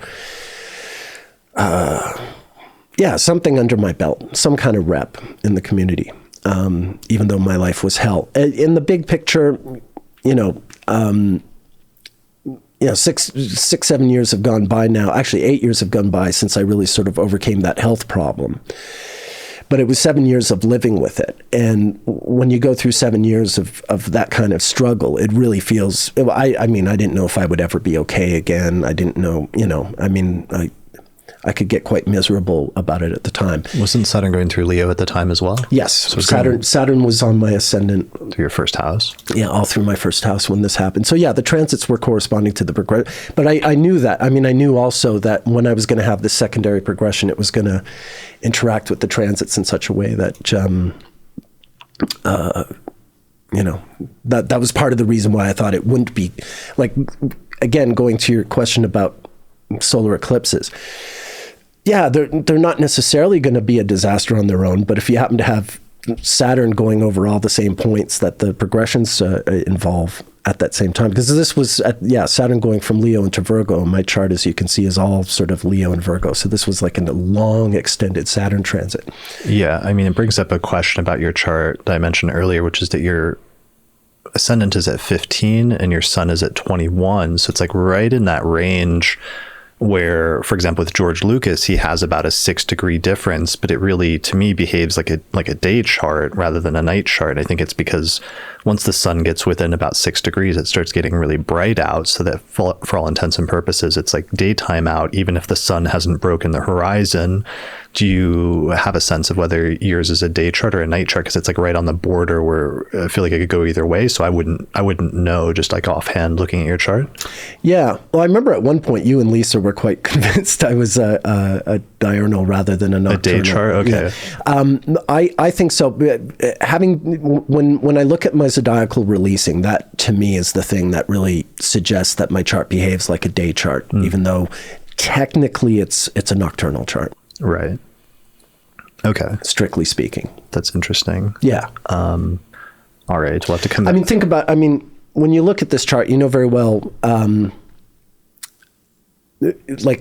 first of all, if you know, I was born at the Royal Victoria Hospital in Montreal. And if you know the city's geography, it's a hospital that's on Mount Royal. It's on a hill, so it has a good view of the horizon. And it faces the geographical east. So, I have an image of, my mother giving birth and me being handed to her, and she could look out the window and the sun is just coming up over the horizon. Even though when the sun is that close to the horizon, the sky is already light. Right. The sun, the ball might not be in eyesight, but the sky is light. Mm-hmm. So in that sense, it's the morning is there. Right. And you imagine like Leo is rising and there's like a halo above your head. And yeah, exactly. Yeah. Angels are singing and all that stuff. The sky, the clouds part in the sky. Yeah, exactly. Yeah. That's every Leo rising imagines that's how their birth went. Yeah. All right. How many years did you spend in Cumberland at Project Hindsight? Okay. So in 2001, in June, I went back to New York. I was living in Holland, but I had a storage locker of stuff in New York, and I went to go get all my stuff and bring it to Holland. And because I was in the States, I went and visited the folks at Hindsight. So this is June to July of 2001, and Demetra George was there. The night I arrived, she had only just got there, and I remember very well sitting on that great porch at the house. The back porch. The back porch, and it was just Schmidt, Demetra, and I. And Schmidt and I had to break the news to Demetra that she had the sun in the first house now and not the 12th, because she's like me, a Leo sun, Leo rising, but in her case, the sun is visibly above the horizon, and therefore using a dynamic house system, she would be a 12th house sun. Right. So as a modern astrologer, she'd always thought she had always thought of herself as a 12th house sun. Right. Yeah. When you look at that chart. So yeah, that was kind of fun. I mean, and I was kind of, I was in awe of her because her asteroids book is really something. And she continued to impress us with her asteroid work. That's actually really funny. All three of you would be Leo risings. That's right. Schmidt was also a Leo rising. That's right. So it's quite the drinking party. Right. I always enjoyed that. And Alan White was there. He wasn't there that first night, but he drove up and he gave an amazing talk where he came very close to predicting 9/11. This would have been because there was an eclipse at 0 Cancer. This would have been, the solstice. Like I said, I was there in late June, early July. So he talked about this eclipse, and he said when Saturn reaches 0 Cancer, he predicted dire things for the United States. And he was right in a sense, because when Saturn made the ingress to Cancer, that would be in 2003, when the Gulf War would really start to, go poorly after initial feeling of success. But if he had just thought a little harder, he would have remembered, oh, actually, there's a Mars retrograde in Sagittarius now, and after it goes direct, it's going to go into Capricorn. And when it hits 0 Capricorn, maybe that's when this eclipse gets triggered. And maybe that's when America's in trouble. And if he had thought like that, he would have predicted 9/11 within a day. Because it was right after Mars ingressed into Capricorn. That's right. Like if you look at the 9/11 chart, I think Mars is at maybe 1 degree Capricorn, 2 degrees Capricorn, something no later than that. So, yeah, I mean, that was impressive too. You know, it was the kind of thing where like, it doesn't matter if you don't get the prediction. You see that it's kind of like math, you know, like if you get the wrong answer, but you did all the right work, you just forgot to carry the 2 or something like that. It's kind of that kind of mistake. And part of the lesson also is just that eclipses can activate degrees or mark certain degrees, which can get activated later by certain transits when they pass those degrees. Yeah, well, I mean, that was I mean, he was already thinking that way, but he was just thinking about the Saturn conjunction to 0 Cancer and not the Mars opposition from 0 Capricorn. So, really, it was as simple as that. Yeah. So that was, I mean, that was an important visit. And you're literally there witnessing then Demetra starting to learn Hellenistic astrology for the first time, because she's like literally having to cope with the idea that her sun is in the 1st house instead of the 12th house. Right. I mean, Demetra did have the advantage. She'd been in university studying Greek, so she was in her own way preparing for this. Right. And there's a lot to be said for learning Greek before you try to learn Hellenistic astrology, even though it's a tougher, more uphill climb, I suppose. I mean, even I'm looking at your English lexicon. I remember I had one of those in Holland, the Little and Scott ones. I didn't get to do very much with it, alas. I'm not the Greek scholar you and Demetra and the likes of you are. But yeah, that was, you know, I did witness her sort of being indoctrinated, if you will. Yeah, that was a great time. So from there, 2001 went into 2002, and eventually the Dutch girlfriend and I sort of grew apart, and I left and I moved to England. I was still working for Astro Live Link, but I figured, you know, maybe try hanging out in England for a little while I did this phone job. And that was great. I wound up in Brighton, England. I was basically sort of legally squatting, if you will, in a building that it had been an internet cafe, but the lease was running out, but there were a few months to go. So the guy who ran the cafe sort of let me live there to look after his gear that was still in this closed down internet cafe. So I had a computer with my solar fire loaded on it and a couch that I could sleep on. And all I did morning to night, I mean, I did my readings for Astro Live Link to sort of, you know, feed myself. And then the rest of the time, I just really got serious about my database. Like that was when I'd been, up until that point, I'd just been collecting charts and putting them in files. But it was in this period in Brighton in 2002 that I was like, oh, this can be like a thing, an entity, you know, it's not just sort of random bits of information. The thing has a potential cohesion to it. And so I got very serious. I spent the winter of 2002 and spring of 2003 really adding a lot to this database. And this was also when I was really starting to do what I mentioned earlier, which was branch out, not just sort of study the people I was a fan of, but, you know, Watergate. I remember it was 2002, so it was the 30th anniversary of Watergate. So like, oh yeah, why don't I study the astrology of Watergate? Not just Richard Nixon's chart, but all his staff who were, you know, wound up going to prison, and the chronology of all the events, the break-in, the finding out about the tapes, firing this guy, firing that guy, getting, you know, the full chronology that anyone who knows about Watergate would know about, right up until his resignation, just sort of like getting that. And then that branched out further into me studying, you know, Richard Nixon's entire life, his marriage, his kids, his time as a congressman, as a senator, as vice president, so on and so forth, right up into his death. So, you know, that gave me that was one of those early sort of instances of me like it doesn't matter. I don't have to like the guy in order to sort of walk in his shoes astrologically and learn what I can. Right. So you recommend, like every astrologer does that. Every astrologer builds their own personal database to some extent of charts of people they know or charts of things that have happened in their life, but that's something you really recommend that individual students should do somewhat more systematically. Yeah, I mean, again, I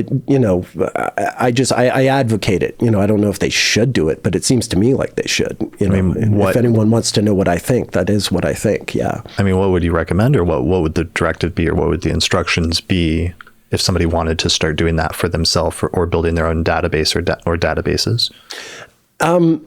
Well, I certainly advocate breaking out of the comfort zone of just, not just sort of studying the subjects that you already know and love, but try to broaden your horizons. The things I've learned about the history of politics, the history of art, since I've taken this approach. I mean, there's no comparison to, I used to be this person who thought he knew it all.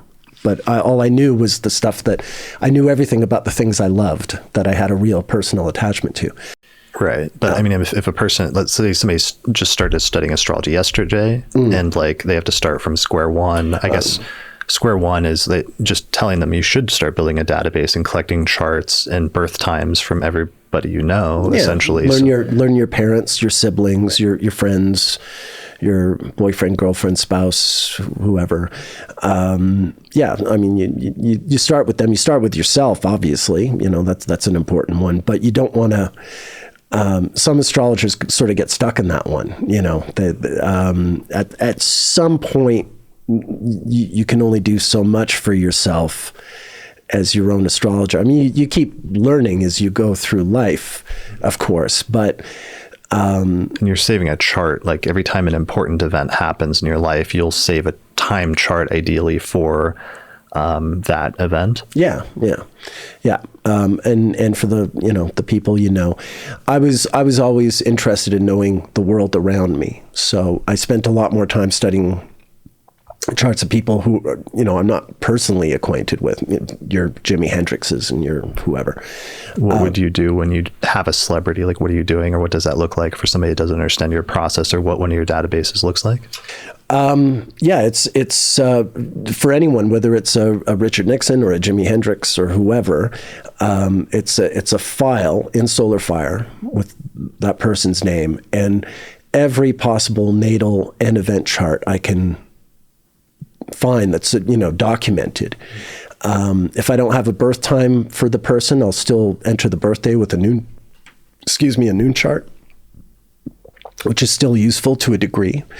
Obviously, it's more useful to have proper, timed horoscopes. But you work with what you have. You can still learn from dates, especially if they're sort of like, I have Jimi Hendrix's birth time, but, if I want to know the musicians he played with, I don't have their birth times, but it's still worth knowing, that one of them had Jupiter in Jimmy's 7th house, and maybe that's why their musical synastry was, so it's still useful in that sense. Mm-hmm. And you're putting notes on each file. With a Rodin rating and also custom notes with the source of the birth information. Yeah. And then the event stuff, which I get from books or, sometimes websites. I prefer books, but in the early days it was more, fan sites and stuff. So like, for instance, like I said, with Richard Nixon, I mean, there's, events in his presidency that, there's a chronological list of events in his life, and you can enter a chart for each one of those. Every press conference that was important, or every new sort of twist and turn. Look at the birth charts, not just of his staff and his cabinet, but also his enemies. Bob Woodward, Carl Bernstein. Daniel, what's his name? The guy who published the Pentagon Papers. Name's on the tip of my tongue. All these people, so his friends, his enemies, his allies, Brezhnev, Mao, they wind up coming into the Richard Nixon picture. Or if it's Jimi Hendrix, musicians like him, there's all kinds of published material about when when he played every concert he played and the dates and how they went.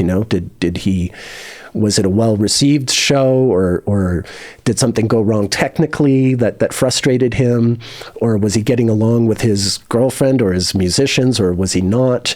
And every recording session, when did he write Purple Haze? When did he record Purple Haze? That kind of information is often available. In his case, it is. So all this sort of comes in. So I wind up sort of recreating the chronology of the person's life in a solar fire file. And then when I have that file, I can do searches. I can say, okay, out of all these, charts in this file, how many of them have Jupiter in Libra, or, Mars in Scorpio, or whatever, or Mars square Venus, or Sun trine Jupiter, whatever I want to look for. I can then search this file and get a lot of information, learn a lot about how astrology really works in this bigger picture outside the sort of the ordinary limitations of your standard horoscopic natal chart reading. Yeah. When we did an episode talking about the chart of Kurt Cobain, like a few months ago for an episode of the Casual Astrology podcast for patrons, we were going through your Nirvana file and your Kurt Cobain file, and it just had dates of the shows that they had done, and like hundreds of entries for when they had played different shows in different cities, and like the time and the date that the show started and things like that. Exactly. Yeah. Sometimes you have the time, or sometimes you're guessing, well, the show probably started at 9 p.m. or sometimes you're approximating the time. If you have the time, great. If you don't, you can still sort of approximate it. It's still worth knowing the transits. But also the details, when did they play Smells Like Teen Spirit for the first time live? And, when did he first meet Courtney Love? When did he first meet Dave Grohl? And there's charts for all that, So yeah, and then you just get this whole picture of everything related to his life that you can come up with. Or like recording dates for when they recorded certain songs or certain albums. Yeah, yeah. Mm. Yeah, in his case, it's not as broken down as, say, Jimi Hendrix or the Beatles, where you really know that, like, on January 2nd at 2 p.m., such and such song was recorded. But you do know that, like, within a period of 3 weeks, the album was recorded, and at least you can sort of, you work with what you have. Right. Yeah. Yeah. So that's something. And now you have just like a ton of different files like that. And that's something we were talking about recently, and hopefully we can do at some point, is like make those available or for you to like sell some of those as databases that people could use and then run searches through, or draw on some of your research that you've done in those different databases, for different things they might be interested in studying. Yeah. That's absolutely something I'm interested in doing. I'd like it, it's the kind of resource that would be useful, I think, to a lot of astrology students. Because that was part of the role that you played at Hindsight when I got there in 2005 was we were doing study sessions of applying and starting to learn about some of these astrological techniques like zodiacal releasing, and really starting to learn how they worked and how to apply them. And you would often be the go-to guy for, what birth chart should we use, and knowing things about the biography of certain things, and like when things were lining up versus when things weren't lining up and things like that. Yeah. It became useful. I mean, that was after I came back from England in 2003. I hung around Montreal for a year. I was still working for Astro Live Link. I took a few university history classes, but I was really sort of past sitting in classrooms anymore. Decided I would just sort of, read my own books and do that study on my own. And then 2004, I wound up going back down to Cumberland for a visit, and it was then that I was invited to go stay there. When in 2004? Well, I went to visit around June of 2004, and that was when I was introduced to Mark Kunzel, who would become the next president of the AYA. It was during that year that I was back in Montreal after England that we started the whole AYA thing. I had met Moses and Kelly online when I was still living in Brighton, but then I moved back to Montreal, and that was when the AYA was formed in 2003, 2004. And so in June of 2004, I went down to Cumberland. I was introduced to Mark Kunzel, who was doing sort of like tech stuff for Project Hindsight. He would be a president of AYA before you. I think. He was like the second president. Yeah, after Moses, I guess I took over from him. Right, because he was moving to Hawaii and all this stuff, and he was not in a space where he could do it. Yeah. And he designed some of the early diagrams for Project Hindsight that were really important, like illustrations for some of the concepts. Yeah. He was really good for that. And he was one of my first Photoshop teachers, which was new technology to me at the time. So that was in June of 2004. And I was invited, and I still remember in November of 2004, right when Bush was reelected, I took a Greyhound down to D.C. where Kunzel lived, and then the two of us drove down to Florida where we had the incorporation meeting for for AYA, where I met a lot of them for the first time in person, these people that I'd been collaborating with to start the group. I already knew Demetra. Demetra was there. But people like Michelle Gould and Rebecca Crane, Donna Youngblood, people who I'm still friends with today. We all met up, and I think on the AYA website there's still a photo of us on the beach from that time. And then from there, Mark and I drove from Florida back up to Cumberland, and that was when I moved into the house up the street from Project Hindsight, the place I was living when I met you the following spring. Okay, so you were only there for about a year then before I showed up and moved to Project Hindsight? Yeah. Got it. Yeah. Okay. Yeah. So I wanted to go through some other topics here that we had lined up. One of them is way back in episode, was it 10? Let's see. No, episode 11 of the Astrology podcast, released September 16th, 2013, was titled The Astrology of Uranus in the United States, where we went over your book, Uranus USA, Astrology Looks at the First Planet and Nation of the New World. There's a copy of a highly rare book at this point because it's not still in print, right? No, it's not in print. Okay. I am working on a second edition, which will be considerably thicker than this. Okay. This was always meant to be like a sketchbook of a larger work. You know, this was always meant to be like a sliver of one chapter of a larger work, which indeed is going to be the case. Yeah. Because there's a lot more I can say on the subject. This just sort of touched on some of the different historical and astrological angles that I'm pursuing. So, and the book was about primarily the Uranus returns of the United States, right? The premise, the book has 3 chapters, and the 3 chapters cover 3 periods in history, in American history, when Uranus, transiting Uranus, was in tropical Gemini. Basically, chapter 1 covers the years 1774 to 1782, which is the duration of the American Revolutionary War. That was Uranus and Gemini. The second chapter covers the years 1858 to 1865, which goes from the Lincoln-Douglas debates through the entirety of the American Civil War. And then chapter 3 covers the years 1941 to 1949, which covers the duration of American involvement in the Second World War, and then the early years of the Cold War, when America was the only superpower.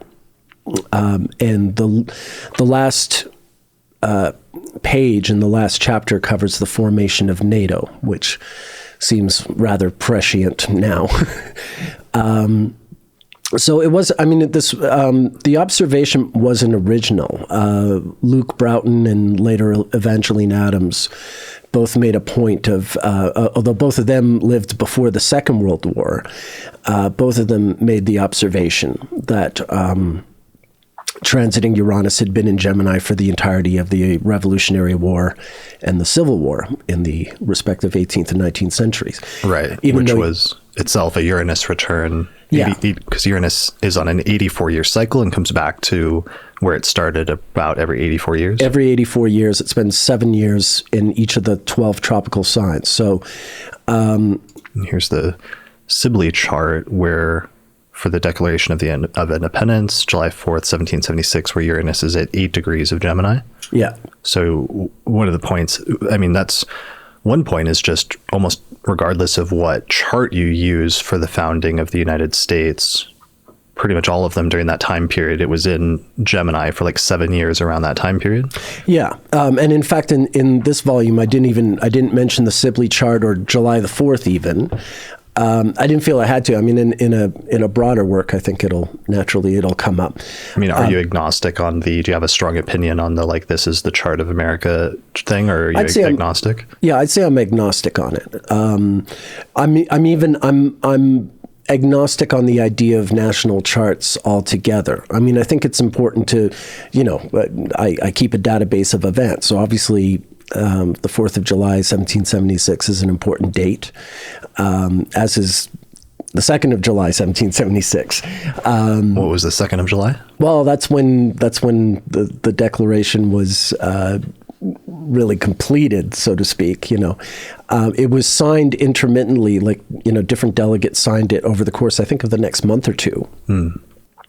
But that's just, I mean, I think horoscopic astrologers are... There's that really, before we go there, there's that really funny anecdote about John Adams. Oh, yes. Yeah. Where John Adams believed that July 2nd was the correct date for the birth of American independence, and he would repeatedly turn down invitations to attend July 4th celebrations in protest. But then both John Adams and Thomas Jefferson both died on July 4th, 1826. The 50th anniversary of the signing of the Declaration. Right, exactly 50 years after the adoption of the Declaration of Independence. So I feel like Adams lost that debate. Like, if you die like exactly on the other one. Adams was an impressive man in many, many regards, but it's funny how he would wind up on the sort of, he's the first one-term president, for instance. He didn't win every battle. That's one thing you can say for him. And his very amazing son, and his very amazing grandson, and his very amazing great-grandson. The Adams family, Not that Adams family. Not that Adams family, okay. But it's a really interesting family dynasty in American political history. And did it turn out that Evangeline Adams was roughly related to him somehow? I know I've seen that claim made. I think it's not so. Forgive me if I'm wrong about that. Right. It's not fresh in my memory bank right now. Maybe get a very strongly worded letter from like Karen Christina. Well, she's the one. You've had her on the program, haven't you? No, I haven't. I wanted to, because I did an Evangeline Adams episode, but she doesn't like doing interviews or sitting for like long periods. Oh, I see. So Christopher Renstrom joined me as like a sit-in for her. At her blessing for that episode. Well, he would be the one to know. Christopher, you can slap me in the face if I'm wrong about Evangeline Adams not being related to the political Adams. And I think we actually discussed this in that episode, so I'll have to go back and listen for the answer. Yeah, and I think I saw that episode, and even still, the information hasn't stayed with me. So yeah. There you go. So founding of countries, like you're agnostic on founding charts in general, and yet there's something to this. Obviously, there's some kind of like foundational chart going on in this 7-year period where Uranus clearly in coming back the first time 84 years later coincide with the Civil War, and then the second time coinciding with World War II. Those are obviously huge turning points in American history that are being tied back to some original foundation chart of some sort. Sure. And actually, I mean, even the Revolutionary War and the transit of Uranus and Gemini then, that was a Uranus return of the British Glorious Revolution at the end of the 17th century, which is really a very important precedent to the American Revolutionary War in the sense of the creation of Western democracy. You would not have, I think, a Revolutionary War if the Glorious Revolution hadn't happened in the 1690s. But that's kind of my point. Is there's something broader about this is true of when you study synodic cycles. In history. It's not that natal charts for countries aren't useful, but they become kind of a crutch, I find. for astrologers who really want to seriously study histories.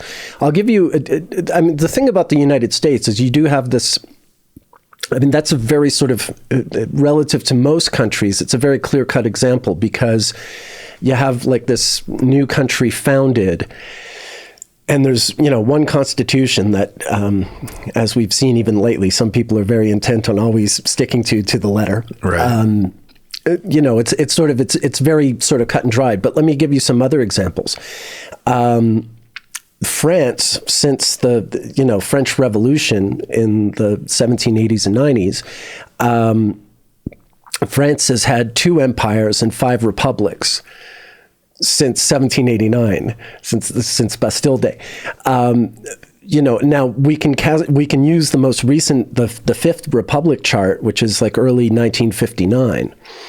But is that really a chart for France? Like, is that really a chart that just speaks about France as a nation? As opposed to, well, what it really, addresses is the new republic that de Gaulle formed when he took over the presidency in the late 50s. In the midst of the Algerian War and all that. But obviously France has a much bigger history. And to sort of look at the chart of France for 1959, or even just to look at the French Revolutionary chart, even to go back to what, if you want to go to Bastille Day or the famous tennis coat oath of 1789, or whatever starting point you want to use, you're still arriving in the middle of a much bigger story. Mm-hmm. Ditto for Russia. I love studying the history of Russia, and but do we really want to just look at a chart for the foundation of the new republic in the 1990s? Right, like the 1990 chart. Yeah, was really Russia. There are things that you can do using synodic cycles that address the sort of the greater history of Russia that incorporates not just the Republic, but the Soviet era, the era of the Romanovs, and the era of Ivan the Terrible, and so on and so forth. And you just, to my mind, again, it's a matter of getting the most bang for your buck. Looking at things in really sort of broad terms, so that you're not sort of fixated on these sort of frankly smaller ideas when it comes to, I mean, it's different with a human being. A human being is born, they've got a natal chart, and that marks a beginning of an entire life, until the person dies. So that really is something that you can bookend in very finite terms. Yeah. Although it gets a little muddy when like people's charts like continue working sometimes after they die. That does happen. Sure. But it's like still, biologically. Yeah, but at that point, after the person's dead, it's working in a sense of a legacy. Right. That is something that happens, and it's worth looking at. But even then, the life of the person, the actual life, is still this very finite and identifiably finite period of time. Yeah, although it's interesting, I mean, on the flip side of the coin, or to push back a little bit, like with Russia, for example, seeing that pile up in Capricorn when at the fall of the Soviet Union, and then the creation of the experiment and like having a democracy there. Sure. And then now having the Saturn return of all of that like 30 years later, and essentially watching in real time the end of that experiment of having a democracy. I'm so glad you brought up Capricorn, because in the broader Uranus work, where I'm not just looking at Uranus USA, but let's say Uranus USSR, if you want, go back and look at the other times Uranus has been in Capricorn in Russian history. And you will find, Tsar Alexander I, who was a Capricorn sun, first he had Saturn in Capricorn conjunct his sun when he burned down Moscow with Napoleon's invasion. Okay, which was actually an old Russian technique to fight off the Mongols. The Mongols would invade, they would just burn their wooden town and leave. Like, you're not taking anything, which is... something to take note of, actually. It's an old Russian approach to invasion. So, but then Uranus went into Capricorn in the 1820s, when Uranus is conjunct Alexander's sun, and he's in the middle of, he's basically going from being a political liberal to a political conservative. Just, he's part of the movement the concert of Europe that's intent on ending revolutionary uprisings in Europe, and Russia becomes like sort of the policeman for that, going right up through the to the 1840 revolutions that happen all over Europe. So Uranus was in Capricorn in the 1820s. This very important part where Russia sort of established itself as a prominent European power in the concert of Europe in the aftermath of the Napoleonic Wars. And then the next time Uranus is in Capricorn starts in 1905, the beginning of the first part of the Russian Revolution. I mean, okay, we all know the 1917 revolution that overthrew the Romanovs, but that revolution really began in 1905 in the midst of the war with Japan. And that's when Uranus goes into Capricorn. And so what you see with Russia is whenever Uranus is in Capricorn, something happens to Russia, whether it's in the Romanov era, in the Soviet era, or, well, I guess it'll be a while before we see what it does here. But like you mentioned, Saturn being in Capricorn also triggers this. But Russia has a very similar relationship to Uranus being in tropical Capricorn that the United States does when Uranus is in Gemini. Effectively, the country sort of reinvents itself in some way during these periods in this really striking way. Similarly for France, Uranus was in Leo during the first part of the French Revolution, the most famous and bloody part, prior to Napoleon's takeover. And in fact, Uranus was conjunct Napoleon's Leo sun when he moved with his family to France and began his upward climb to taking over.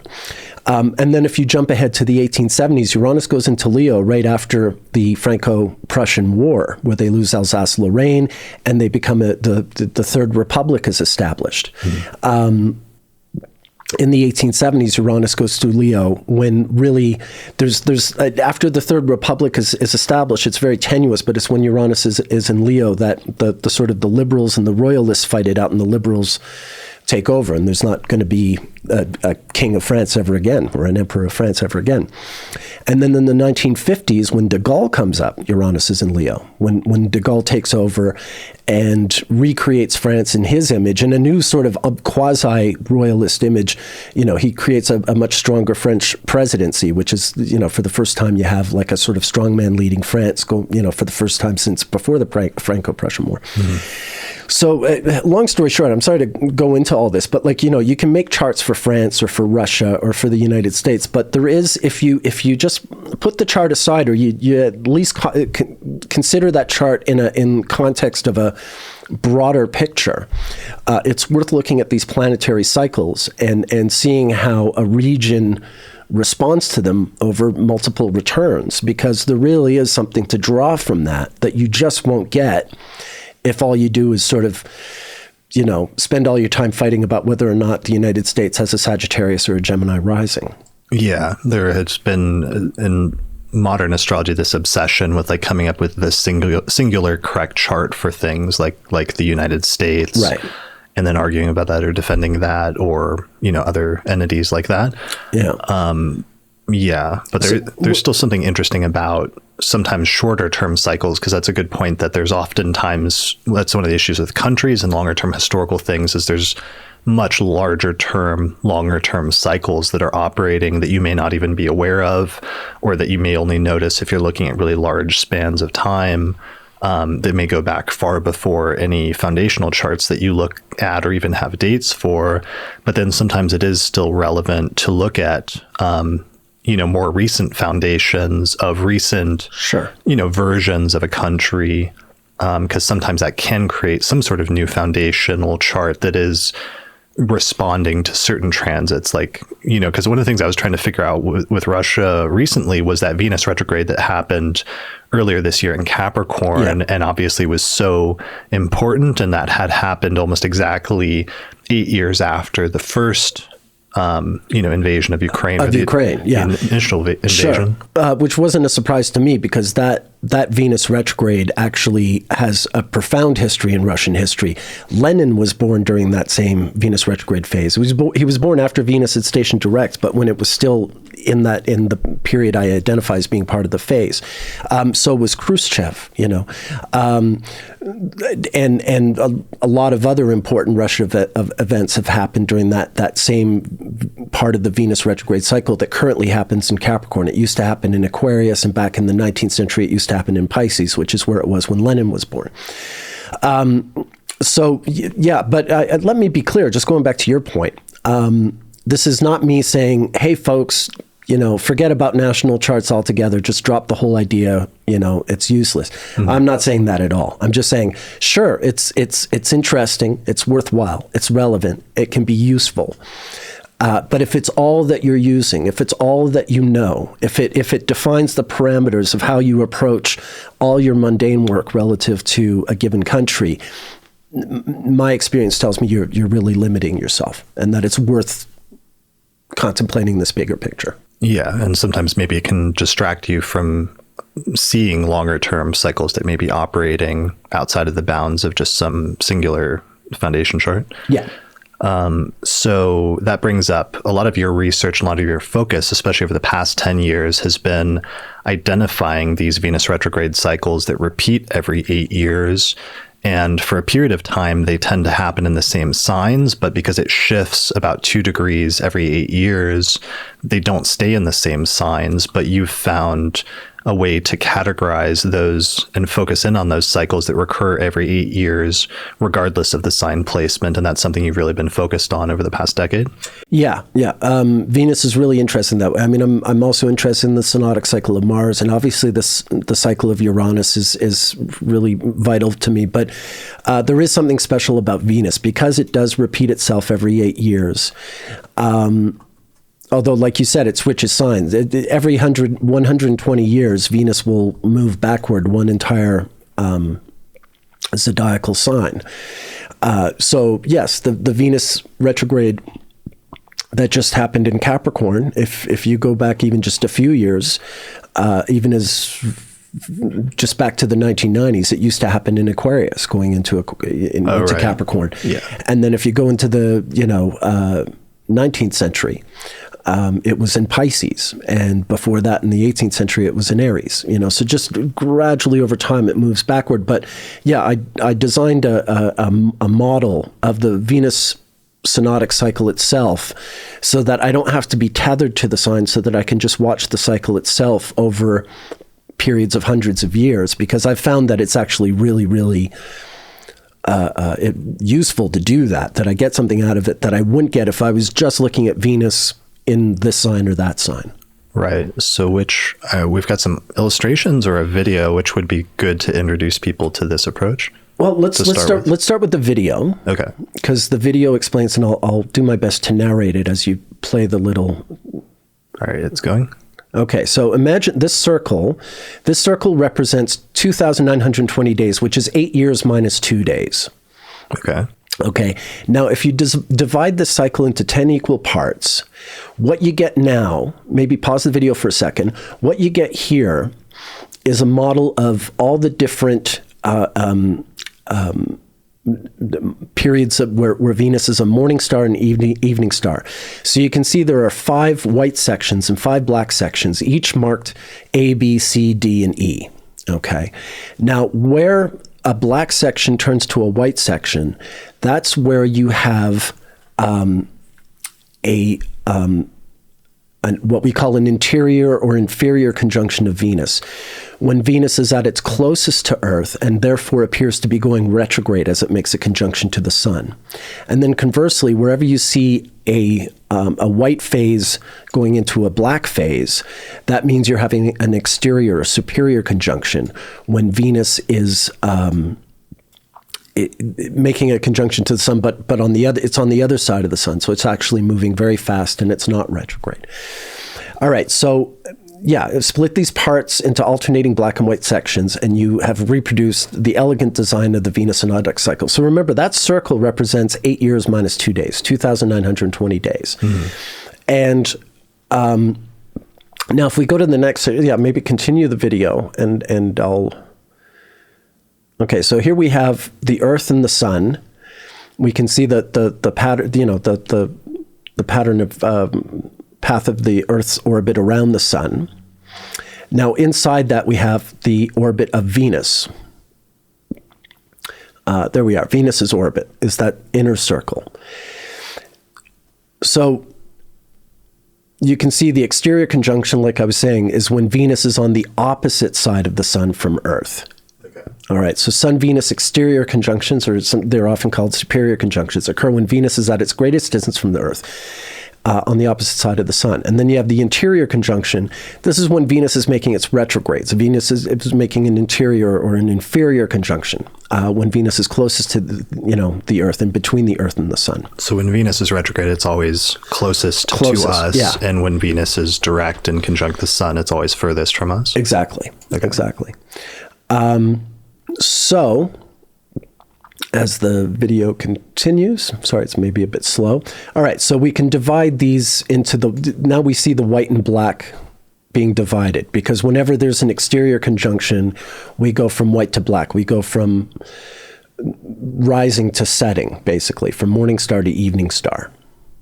Okay. Including the period where Venus is too close to the sun to be visible, but just, in terms of splitting the cycle in half, that's what we get. And then at the bottom, we get the interior conjunctions when it goes, Venus is retrograde, so it's going from an evening star back to a morning star. Which color is morning star and which is evening again? It's pretty easy. White is morning or rising, and black is evening or setting. So okay. I feel I chose the colors pretty, self-explanatory. Mm-hmm. All right. So setting phases begin following an exterior conjunction. Rising phases begin following an interior conjunction. So from here, you can also divide the 2,920 days cycle into 20 parts, averaging 146 days each. And this is what I call the intervals. So every interval is about 5% of total time. And the reason I mention that is because I just want to give a sense of what a small part of the overall 8-year cycle these represent.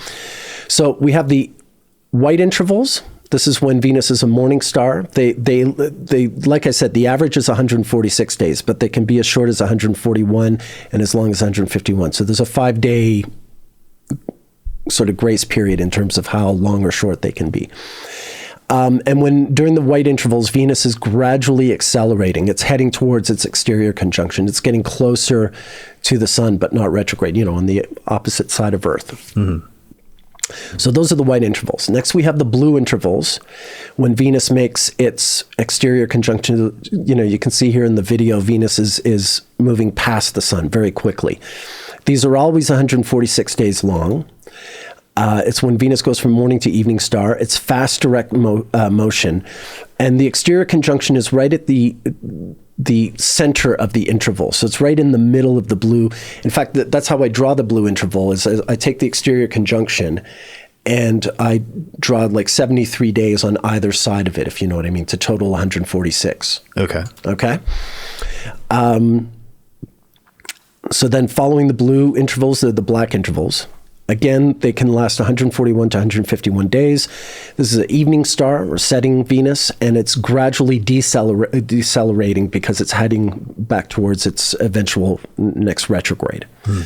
It's getting closer to Earth. Finally, we have the red intervals. These are where the retrogrades happen. So these are, again, 146 days. It's when Venus goes from evening to morning star, slow retrograde motion. So Venus is slowing down, it stops, it changes direction, and then it slows down and stops again. And just like with the blue intervals, the red intervals are drawn by using the interior conjunction right at the center, and then the boundaries are 73 days on either side of the center. On either side of the center of the conjunction with the sun. Yeah. And does that, so that encompasses the stationary, the retrograde station and the direct station. Exactly, within the interval. Does it go beyond that? Or? It does. In fact, as it happens, the beginning and ending of the red interval coincides within about a day of Venus being at its greatest elongation from the sun in the west and then in the east. Okay. How far usually on average is the greatest elongation from the actual station date, though? About 50 to 51 days. Okay. Before and after. So you're including some like shadow periods, basically. It's a bit broader than the shadow period, but again, this has to do with Venus's visibility. So in a very natural way, even though I didn't design it this way, I mean, the cosmos designed it this way, but remember, these are pretty even, relatively even divisions of the 8-year cycle, right? Like in the same way that we have, 12 months in a year that just happen to sort of, fit in our calendar system.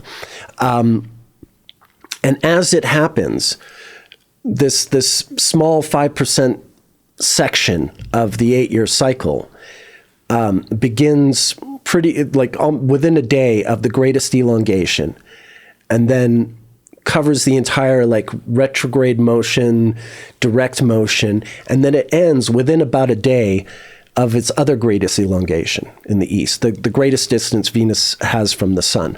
So it's sort of like, if you measure it from greatest elongation to greatest elongation, it encompasses the whole retrograde motion in the middle of it. So again, it's not just a matter of Venus covering a certain section of degrees, but it's like this greater sort of portion of its overall cycle when it's got this relationship to the sun. It's visual.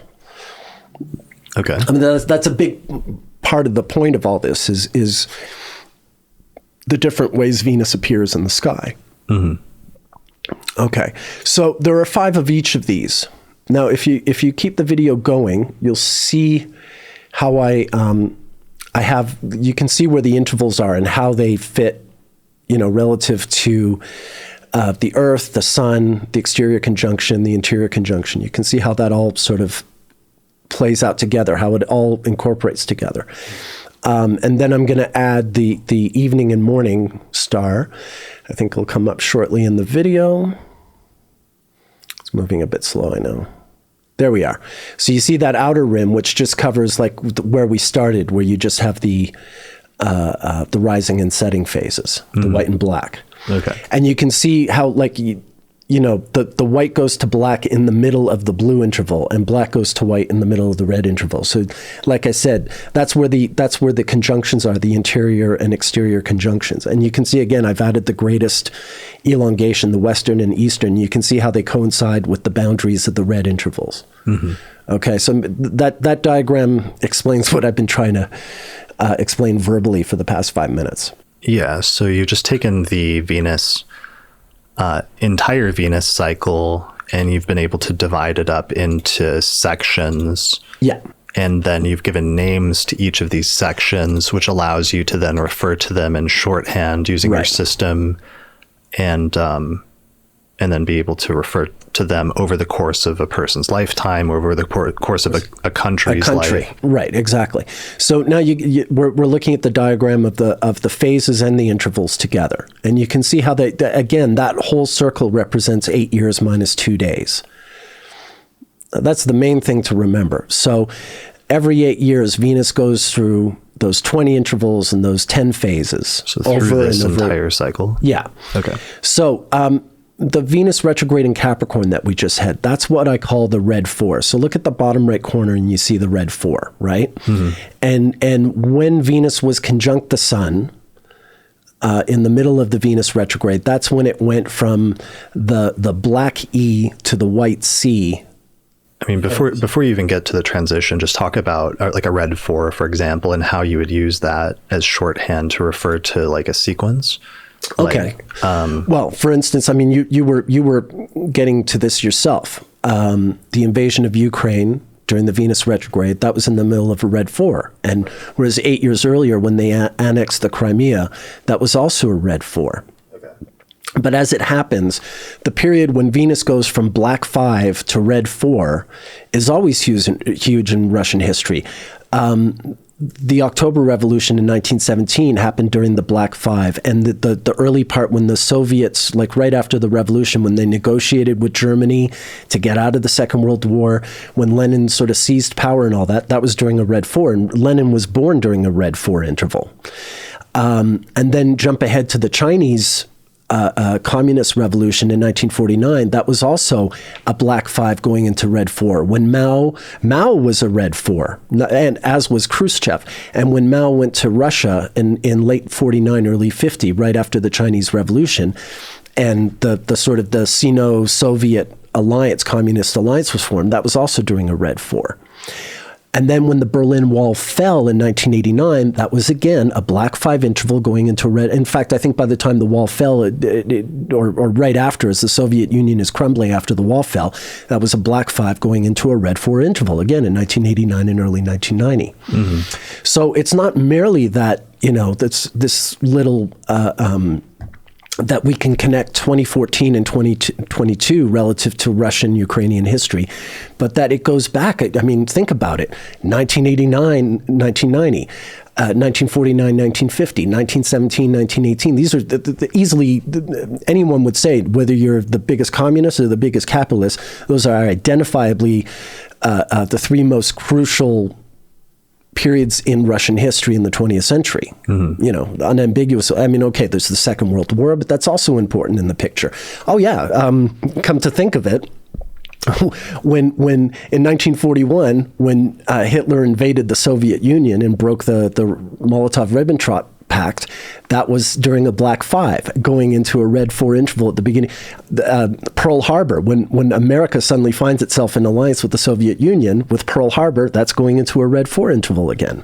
So even there, I've added a fourth very important part in Russian history that always locks itself to this red 4 interval. And like I said, Lenin was born in the red 4. Mao was born in the red 4. Khrushchev was born in the red 4. Most of the Soviet leaders were born in the red intervals. Brezhnev was a red 2. Stalin is unique. He's a blue 2, but then that's another sort of question. But even Stalin's own life ties a lot to Venus retrograde cycles. Right. So this is useful for just identifying phases in the Venus retrograde cycle and then being able to identify repetitions in that cycle that are spread out over time, that sometimes certain countries or certain individuals get locked into those being important turning points when that recurs. And sometimes you can then use that and project it out in the future and know if one's coming up again, that this is going to be a really important turning point and be able to potentially make a forecast based on that. Exactly. There is something that really locks into this. And again, if we just thought about, is Venus in Pisces or is it in Libra or is it in Capricorn, whatever, that's important in its own right, but you would miss out on the sort of the cyclical nature that you can follow over long periods of time that sort of transcend the sign boundaries in favor for this very equally identifiable boundary, little Venusian zodiac of sorts. It's not unlike, in the same way that we take, one solar revolution and break it into 12, we're taking a sort of a grander Venus cycle and breaking it into 20. But it does take it outside of the abstractness or the astrological and some of the cliches of the astrological construct of like the zodiac signs like that and things like that, and does put it or situate it in a context of just looking at slices or periods of time and cycles of the planets. And in that way, it might be a little bit more appealing or a little bit more approachable once you get past its initial complexity to somebody like a historian that could be open to astrology if they simply understood it as the study of cycles of time. Exactly. That's the thing. This is useful in that capacity because we don't have to start trying to convince people, that Venus in Capricorn is a very, loves ambition and structure, or that Venus in Libra loves love. And not that I'm poo-pooing any of that. I am a horoscopic astrologer, but we can sort of just table that element and just illustrate something simpler and more just based on the basic calendar properties of planetary cycles, and it speaks volumes, I think. Remember, each interval represents only 5% of total time, but even everything I've just identified for you with regard to Russia and the Red 4 is really striking. Look, just imagine for a second let's go back to being horoscopic astrologers for a second. What if I could tell you that, all those events happened when Venus was in Pisces, randomly speaking? Most astrologers would be like, okay, to have that many events and natal charts that all have Venus in Pisces, that's got to be really meaningful, because it's finding a planet in this one really identifiable section. Well, there are 12 zodiac signs, whereas I'm pulling Venus in a 20 division system, which is even more sort of unique and rare, 5% of total time.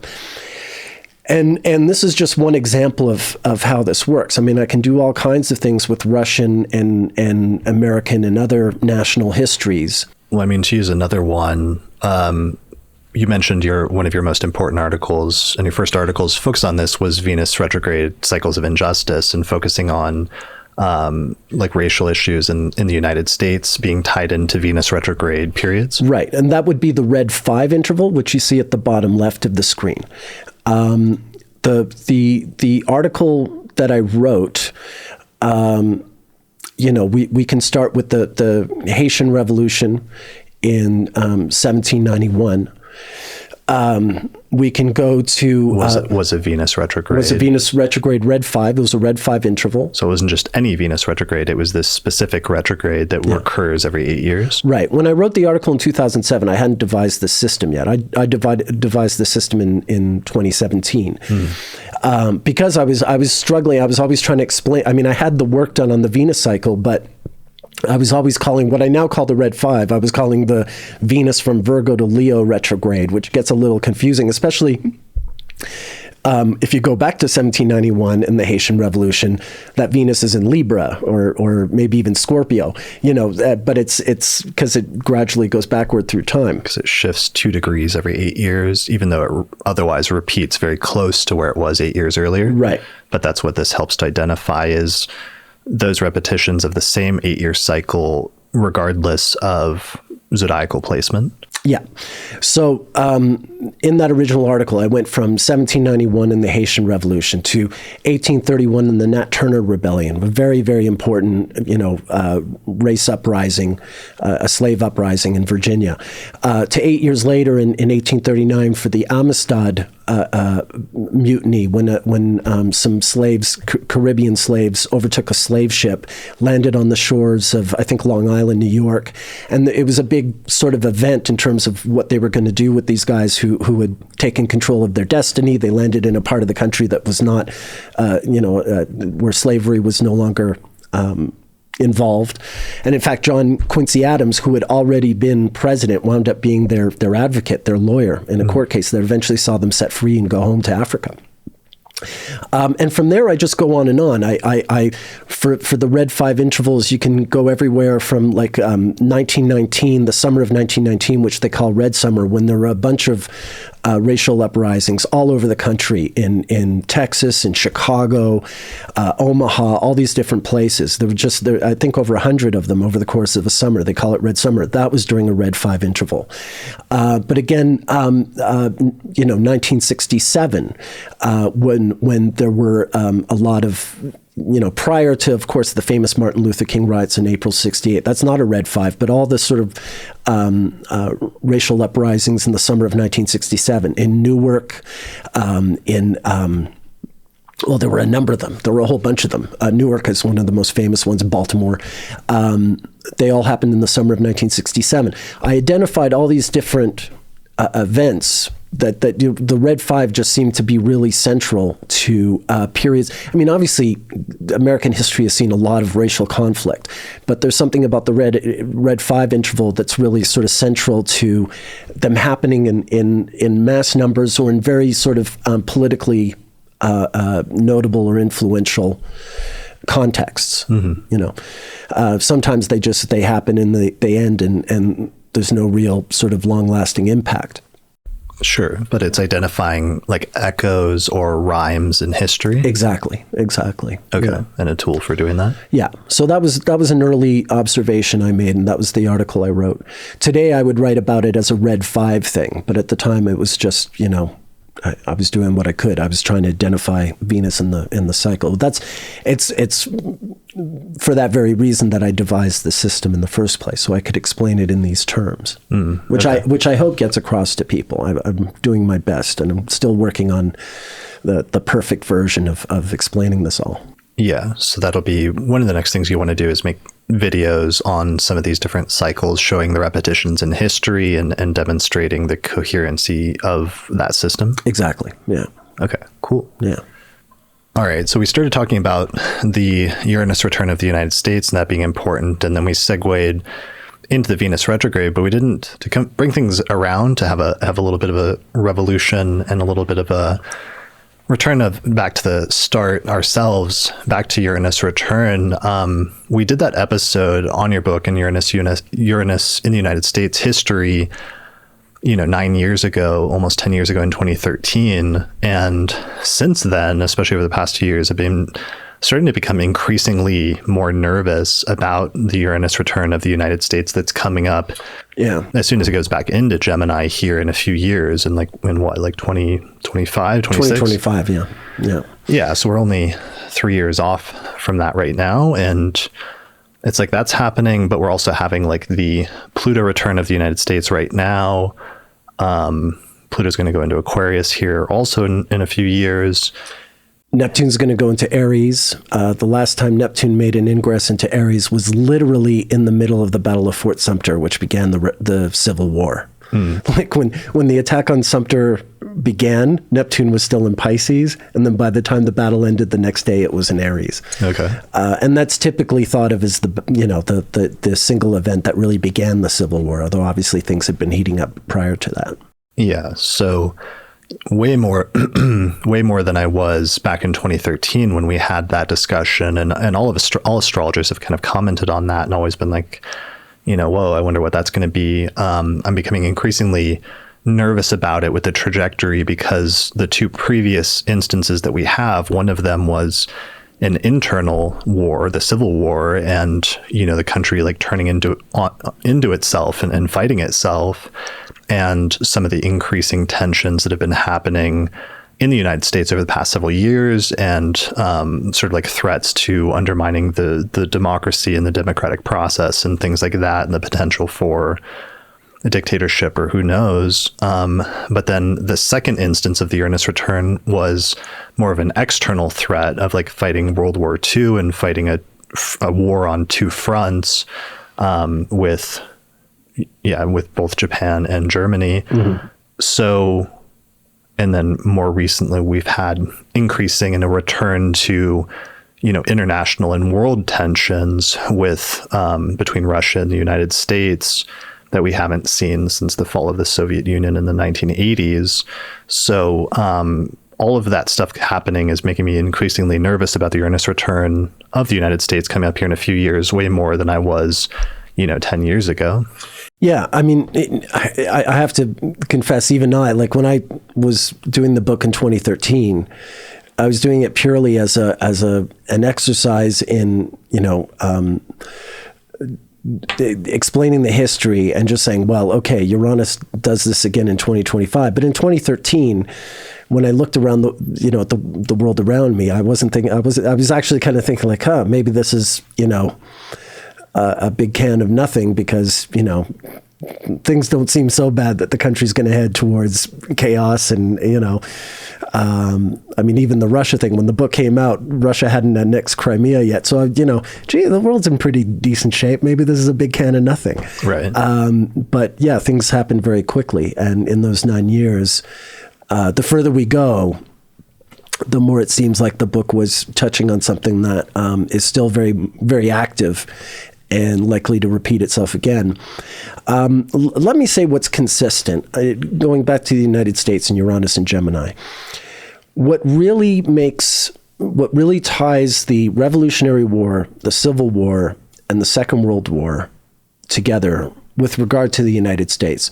Okay, first of all, there's wars. But if you look at U.S. history, most of I think there's only like 6 or 7 years in all of the 200 plus years of American history where there was no war whatsoever. If you include all the struggles with native tribes, Spanish-American War, First World War. United States has often been at war. Sure, but certainly those two stand out. Those three stand out. Those three stand out. What's more unique to those three wars is they resulted in the United States redefining what it is. It emerged from those wars as a totally different country to what it had been when the war began. There's a transformation in place. The Revolutionary War, okay, well, obviously you got an actual republic emerging out of the Revolutionary War. So not so much a redefining in sense, because there was a colony and suddenly it's a republic. The Civil War, well, that centralized the United States, right? I mean, that's the one thing the war did.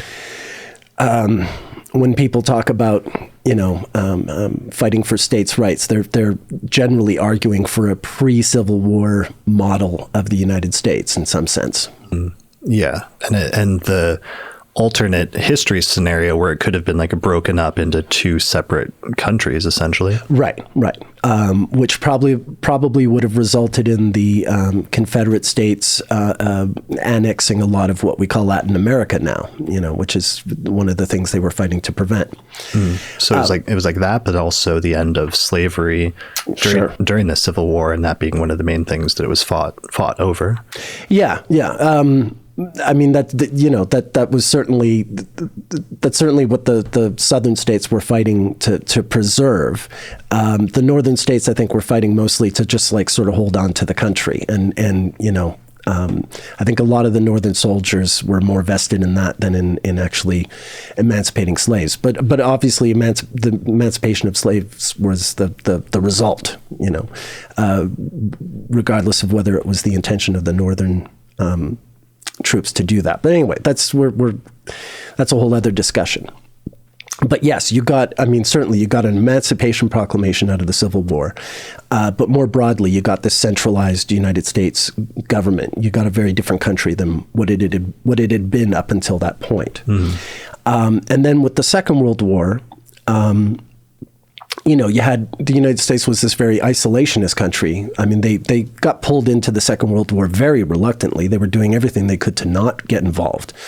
Well, I mean, yeah, due to World War I and the huge losses of that, there was like a huge sentiment of like not wanting to be involved in another world war. But then you had Roosevelt come along, and Roosevelt like was trying to get the country ready for war for like a long time leading up to it, and I don't want to say dragging them into it, but kind of a little bit like dragging the country into it in some ways. Yeah. As being an inevitability. Yeah. I mean, before Pearl Harbor, what Roosevelt did do was he instigated the Lend-Lease program. He was supplying first Britain and then later also Russia with weapons and, ships, planes, ammunition, all kinds of things that they were manufacturing. And Uranus's first ingress into Gemini in the summer of 1941 coincided with Roosevelt meeting with Churchill, what they call the Atlantic Charter. It wasn't actually a real charter. They didn't write anything down, but they just sort of agreed that there would be more cooperation before them. This is 4 months prior to Pearl Harbor. When Pearl Harbor actually happened, Uranus had now regressed back into Taurus, but it had made its first ingress into Gemini. And by the time the U.S. found itself fighting with Japan, in Midway and all those famous battles at the beginning of their involvement, by that point, Uranus had made its second ingress into Gemini. And Uranus stayed in Gemini all through the rest of the war, and then the formation of the United Nations in 1946, and very importantly, the formation of NATO in 1949.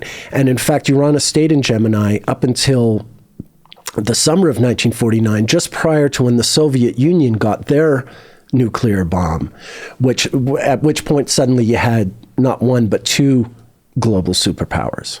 And then shortly after that, China, joined in the picture as a new communist state and a new quote unquote threat to the capitalist world order. So yeah, I mean, you can see whatever the case, it's almost, and it's funny, even the Revolutionary War, I mean, people talk about this, the revolutionaries, prior to the Revolutionary War, people like Jefferson, Washington, Benjamin Franklin, they were all pretty loyal British citizens, like they weren't born revolutionaries. It was circumstances that sort of pulled them into the revolution and pulled them into forming a republic. They didn't grow up thinking someday we got to get rid of the king and all this stuff. Not by any stretch. The war just sort of landed on their laps because of circumstances. As with the Civil War, it's not like Lincoln or any of anyone in the U.S. government was trying to create a centralized federal state. It's just that's an outcome of what happened in the Civil War due to circumstances.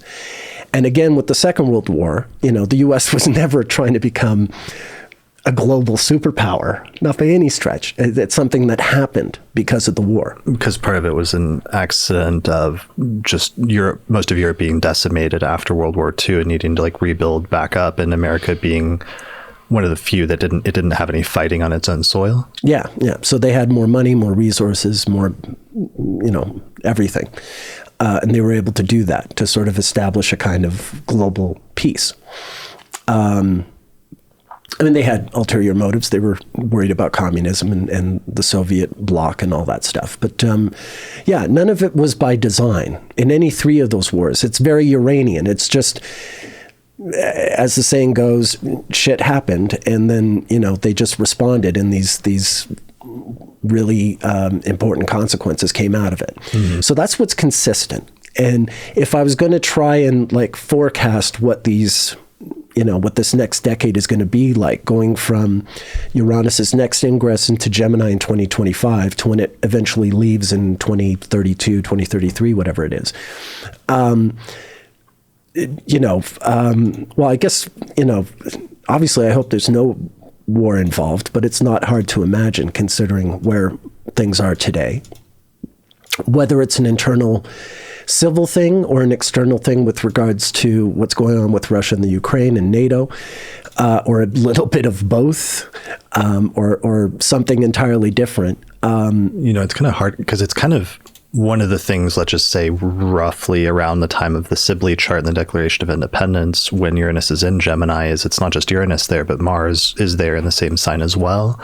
And I wonder if we could make the most general statement that sort of regardless of what chart you use, that if you use any chart roughly in that time frame around July of 1776, that you've got a chart with Mars and Uranus in a sign-based conjunction. So every time Uranus comes back around, it's also activating that conjunction and that Mars placement. That's a good point. If you look at this,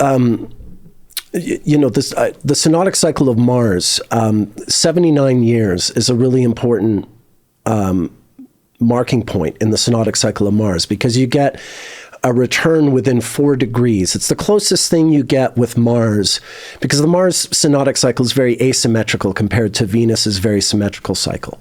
But within every 79 years, you'll get, for instance, a Mars retrograde station within 4 degrees of wherever Mars made its retrograde station 79 years previously.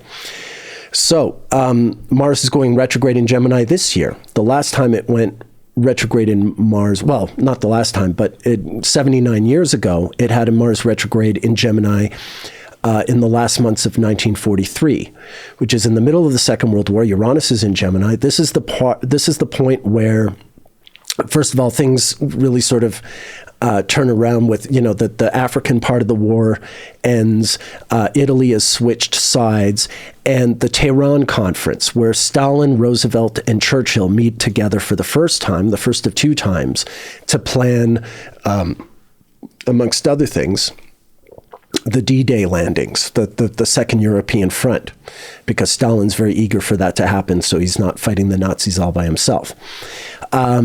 And then 79 years before the 1943 Mars retrograde, you find yourself in 1864, which is the last months of the Civil War, when Sherman is burning down Atlanta and the march through Georgia and South Carolina, and basically, really finishing off the South in these last months of the war.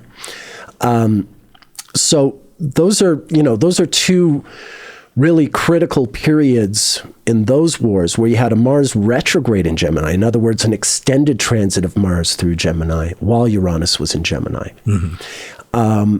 And those are arguably, it's also during the 1864 Mars retrograde in Gemini when Lincoln wins re-election, which is because things would have gone very differently if he hadn't won that election. And, could very well have turned out that he didn't. So there is something to what you're saying. Sure, the Sibley chart has the Mars in Gemini, but actually Mars's transit through Gemini, while coincident with Uranus in Gemini, has this longer sort of long-standing relationship as well. Mm-hmm. It adds to the Uranus transit through Gemini. Yeah. So anyway, at the very least, we can say like major transformation of the country historically in the last 3 times it's happened. And also usually like major conflict comes up that's either external, internal, or some combination of both. Yeah. Yeah. I mean, to my mind, I would, if I'm a guessing man, if I'm a betting man, which I'm not, but just if hypothetically I am, then I would be thinking it's a combination of both this time. It's like the Civil War and the Second World War happening at the same time. In some sense, not exactly the same thing. Yeah. So I'm just animating the chart and looking at time frames. So you said 2025 is when Uranus goes in for the first time? Yeah. Which will be just after the next president is inaugurated. Just within a few months after the... There it is. So early July. It's actually right after the solar return. Right. So it's like July 4th, 2025 happens. Uranus is at 2953 Taurus. And then, bam, like July 6th, July 7th, 2025, Uranus goes into Gemini. Yeah. And... there's also a Saturn-Neptune conjunction, and Pluto is also ingressed into Aquarius at that same time. So there is a lot going on. Yeah. To be sure. A lot of people we've talked about recently, Saturn-Neptune conjunctions being really important for Russia, which is kind of interesting. Yeah. We don't have to go into that. No, I'm sure it's been covered. I think both Watson and Austin covered it in their conversations with you. Yeah, so but it's absolutely consistent. Yeah, and so to give some time frames though, so 2025, mid 2025, first ingress of Uranus. It doesn't regress, right? No. Yeah, it will. It will. Okay, never mind. I'm just gonna go ahead and animate it. So that's the first ingress, mid 2025, and then it's going through Gemini for the next several years, and eventually goes into Cancer. Do you know when the final ingresses? I did 9 years ago. But yeah, it's right around 2033. Looks like May 2033. Yeah, that makes sense. See if it retrogrades one more time.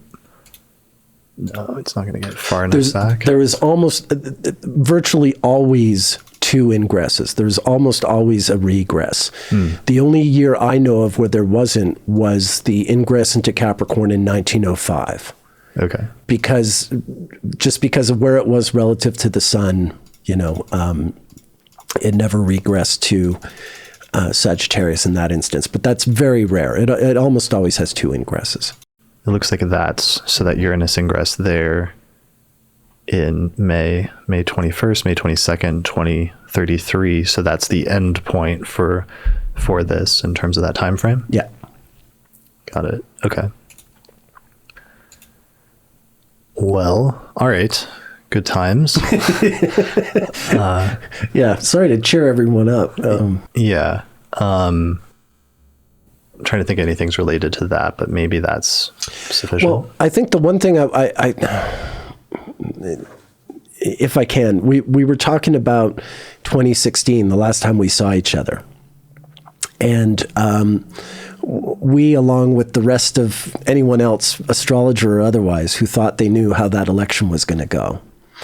Now, I knew for a long, long time that Donald Trump had the sun conjunct Uranus in Gemini with, and he was born on a lunar eclipse. So he's got the north node there opposite the moon and the south node. I always saw that chart and thought, wow, this guy is really plugged into this broader American cycle of Uranus and Gemini. And in fact, I did think about putting him in this book, and the reason I didn't was because I was being very cute. This book has 84 pages. In other words, one page for, it's supposed to represent the Venus synodic cycle. I thought I was being very cute. But in being so cute, I was like, well, there's no point in putting Donald Trump in this book, because obviously he's just like a side part to the story. It's not like the guy's ever going to be president or anything. That's just unimaginable. Right. He was like the host of The Apprentice or something at the time. Right.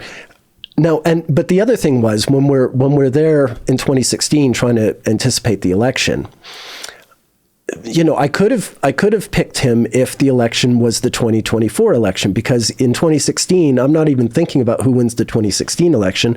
I'm thinking about who wins the 2024 election, because I knew, having written the book, I knew, okay, well, whoever wins the 2024 election will be inaugurated just prior to Uranus making the ingress to Gemini. So 2016 wasn't even sort of on my radar, and I was there at a conference, and I wanted people to attend my talk. So to promote my talk, I took part in the silly panel thing, and like everyone else, not a single astrologer picked him. Of that panel, of any of those. Well, yeah, of that panel, or there were a lot of people, even non-astrologers, who were betting on the wrong horse. Right. But when it came to, my eye was always on 2024. So I think that's another thing that ties into all this. Yeah. One of the things on the last forecast, when I was talking this and expressing some of this to Austin, in the aftermath of some of the recent Supreme Court stuff and the sudden shift towards that shift in the Supreme Court and some of the decisions that are coming down there now, Austin tried to be, ironically, which is odd for Austin, the optimistic one, in saying, there's usually the country comes out better historically on the other end of the Uranus return than when it went into it, in terms of that transformation. And when I was trying to express some of the concern about like the state of democracy and other things like that, he pointed out like the rise of kind of like strongmen type figures, or singular figure that like takes the country through that period. And he was optimistically pointing to like, Roosevelt during World War II, or Abraham Lincoln during the Civil War, which would be nice if there was a figure like that. But it just makes me nervous with like the Pluto return and other stuff happening, that what if it was like, a strongman figure that's like not necessarily good for the country per se. Right. Austin's not wrong, in terms of the way things have played out. And I'd like to be optimistic enough to think, yeah, when we get to 2033, the U.S. may very well be in a much better place than where it has been for quite some time. But holy moly, it's just, what happens in between. Right. Yeah. If Lincoln and FDR were here right now, they tell you, it's hell to go through. There was just like hundreds of thousands of deaths. Yeah. What happened it's historically. Yeah. So any of us who are still around in 2033 might have plenty of cause to rejoice, but, we'll most likely because we'll have gone through something, that would be unspeakable if we even knew what it could really be. Yeah.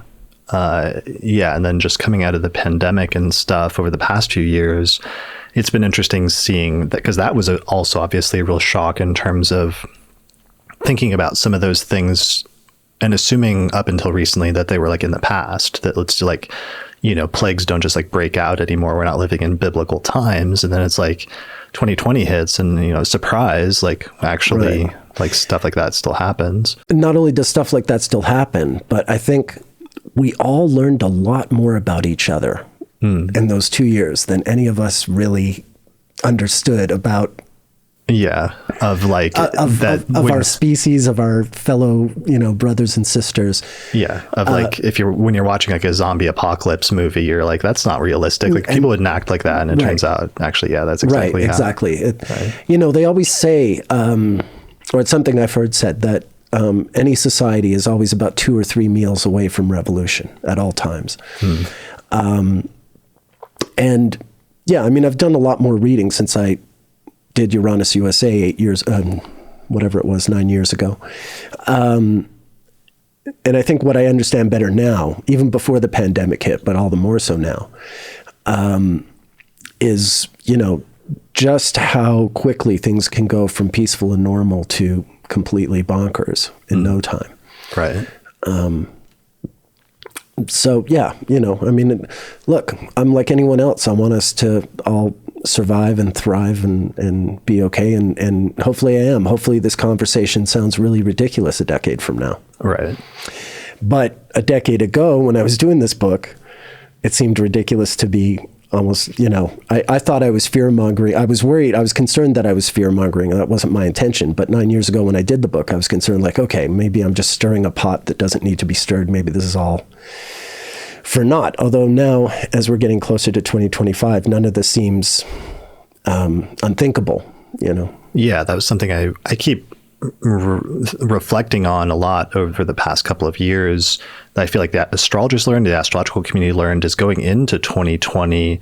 So much of the concern in the 20 or 30 years leading up to that in terms of astrologers has always been on being careful not to make overly negative or pessimistic statements or interpretations of the astrological transits for fear of unnecessarily freaking people out or having a negative psychological impact on people. Doing harm. I mean, we started this conversation talking about that, about the ethics of astrology, and that is important. And I'm not having this conversation, nor did I write this book, blind to that risk.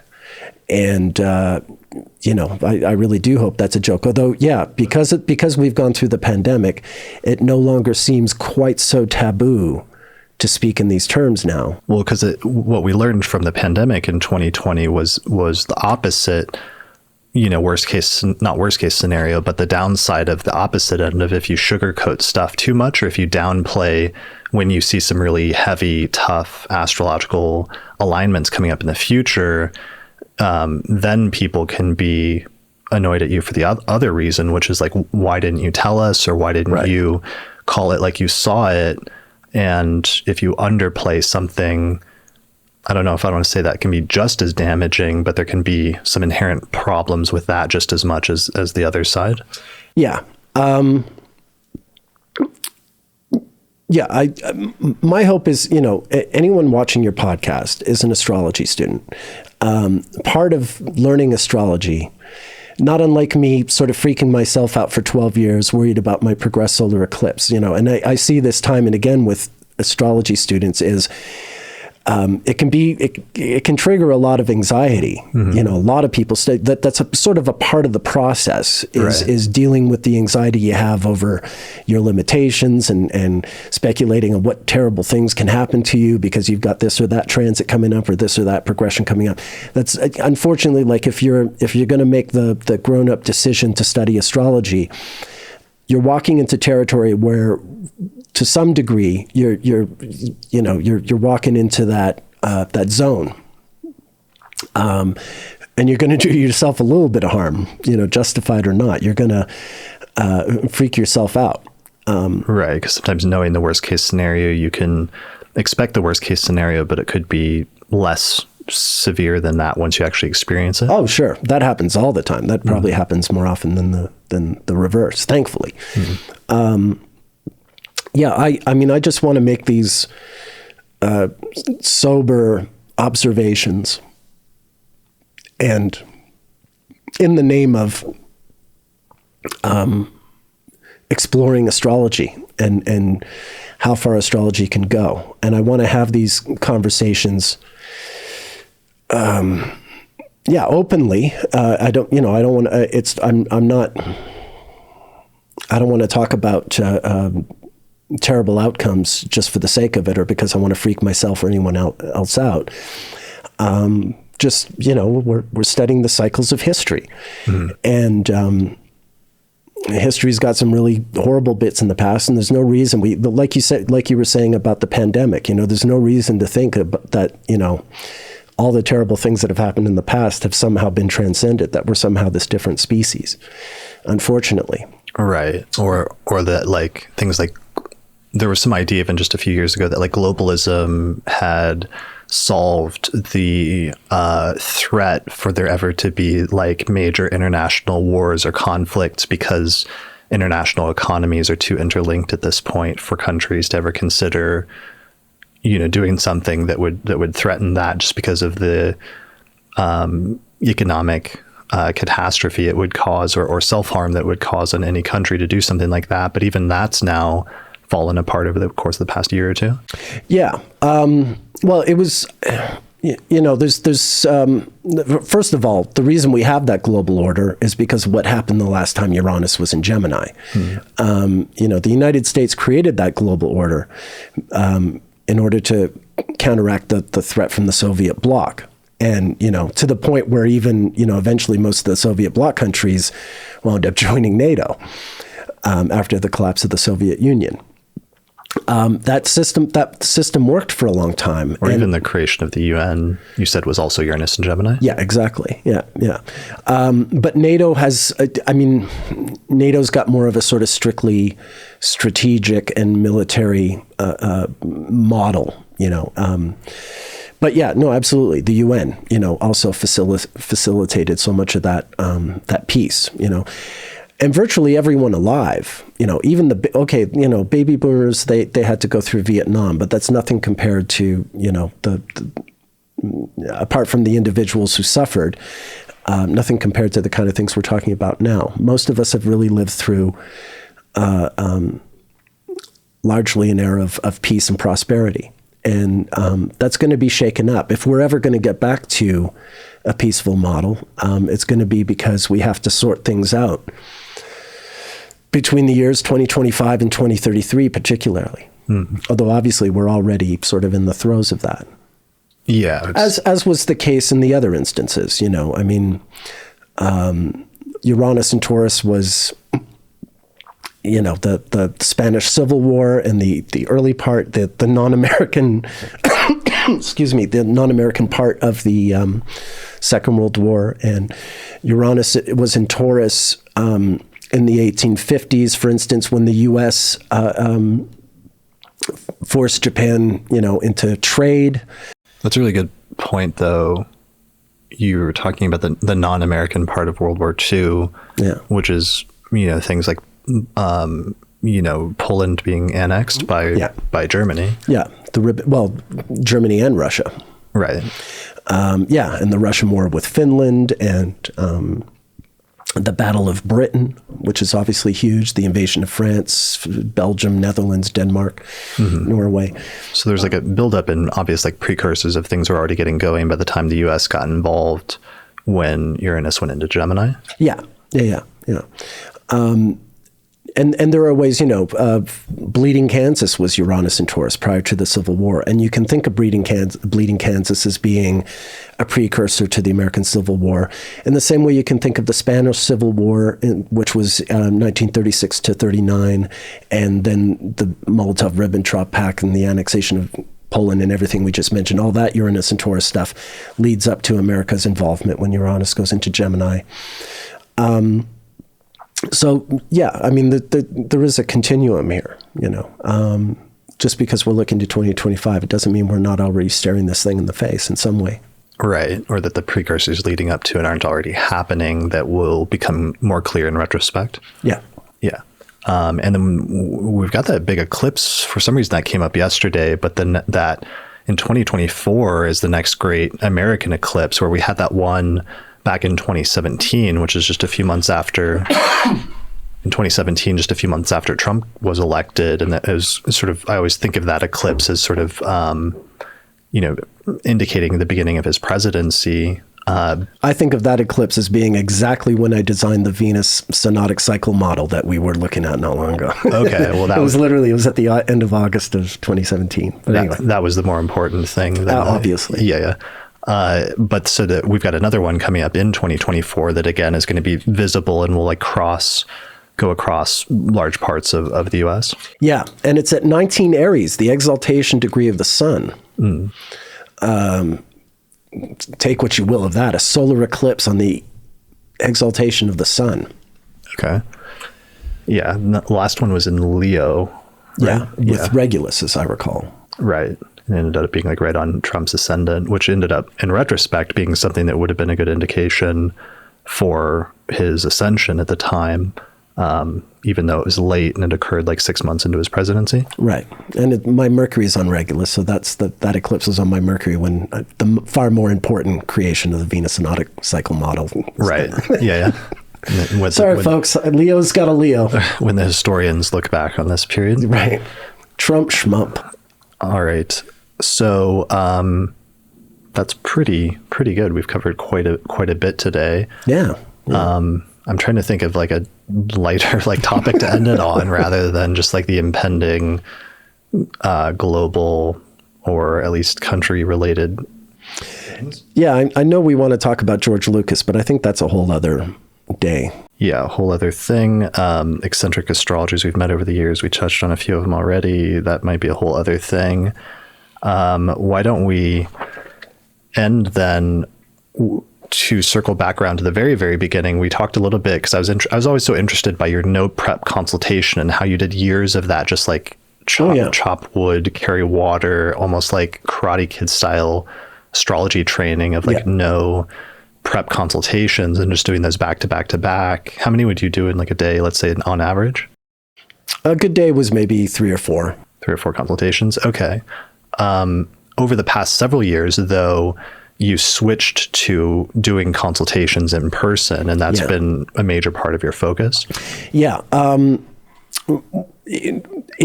Okay, well, actually, let me go into the astrology of this because it works into the Venus retrograde and stuff, but this is a really great story. In June of 2015, prior to the Red 5 Venus retrograde, which is Venus retrograde in Leo, which, I'm not going to go into my whole life story, but that retrograde is always huge in my life. Always huge in my life. And it's always been in your rising sign? Exactly. Okay. Venus and Jupiter were conjunct on Regulus in late June of 2015. And I saw that there was going to be this big astrology conference in Cape Town, South Africa. And I saw some of my friends like Sam Reynolds and Michelle Gould were going to be there. So that day, Michelle got in touch with me and she said, Nick, I want you to know I'm trying to get you added to the speakers list for this conference in South Africa. But the speaker list is full and the woman who's running it is being kind of obstinate about adding new speakers. That remark gets really funny in a minute. And I said to Michelle, she'll back this up. I think I have it's on Facebook Messenger or something. I said to Michelle, you're telling me this on a day when Venus and Jupiter are conjunct Regulus. And I have a Venus-Jupiter conjunction in my birth chart. I started studying astrology during a Venus-Jupiter conjunction in 1995. I said, so Michelle, you and I both know I am going to be at that conference, which was an unbelievably arrogant thing to say in June of 2015, at which point I was not on the speakers list. 2 months later, at the end of August, one of the speakers backed out of the conference, and I was suddenly added to the speakers list. And I was contacted by the woman who was organizing it. Very nice woman named Anna Carapasciano. And she invited me to the conference, and I agreed to come. And in early November, I showed up. And we were there for 2 weeks at this beautiful outdoor conference close to Cape Point. And Anna and I spent a lot of time together and got along very well. Very well. And so well that 2 months later, we all found ourselves at a conference in Calcutta, India, including Anna and myself and Michelle and Richard Fiddler, who had organized the conference with Anna. And after the conference in Calcutta, the 4 of us traveled all around India. We went to Varanasi, we went to Goa. We just had an amazing time. And over the course of that trip, Anna and I became romantically involved. And it went so well that when we went home, we agreed that we wanted to stay together. So in April of 2016, I met up with Anna in Paris, and we had a lovely 5 days in Paris. And then I flew to Cape Town with her, and I basically moved to Cape Town then. And I've since married Anna. She's now my wife. That obstinate woman who didn't want to add me to the speakers list. So Anna has this holistic center close to Cape Point, where the Astrology Restored Conference was held in November of 2015. And I was suddenly, having moved to Cape Town, I was able to avail myself of something I'd never had in my whole astrology career, which was a beautiful space to have in-person astrology consultations. It was something I always wanted. I mean, I became an online astrologer really out of necessity. It was just the only way to go at the time. But I had this beautiful spot, and I spent the next few years doing in-person readings. And I started doing the things I had always wanted to do, like preparing for consultations as opposed to just doing the jazz musician thing. Right. Because I enjoy it, because it's and it's a smart thing to do, even if you do have the ephemeris memorized. What are some of the things you do for prep? I look at the prior solar return, like the present solar return and the next solar return. So this year's and next year's. Look at whatever perfected signs and planets are involved, and get that all sort of sorted out. I look at whatever eclipses are coming up. I look at the person's secondary progress chart, progress stations, like we were discussing on an episode a few months ago. All that kind of stuff. The transits coming up for the coming year.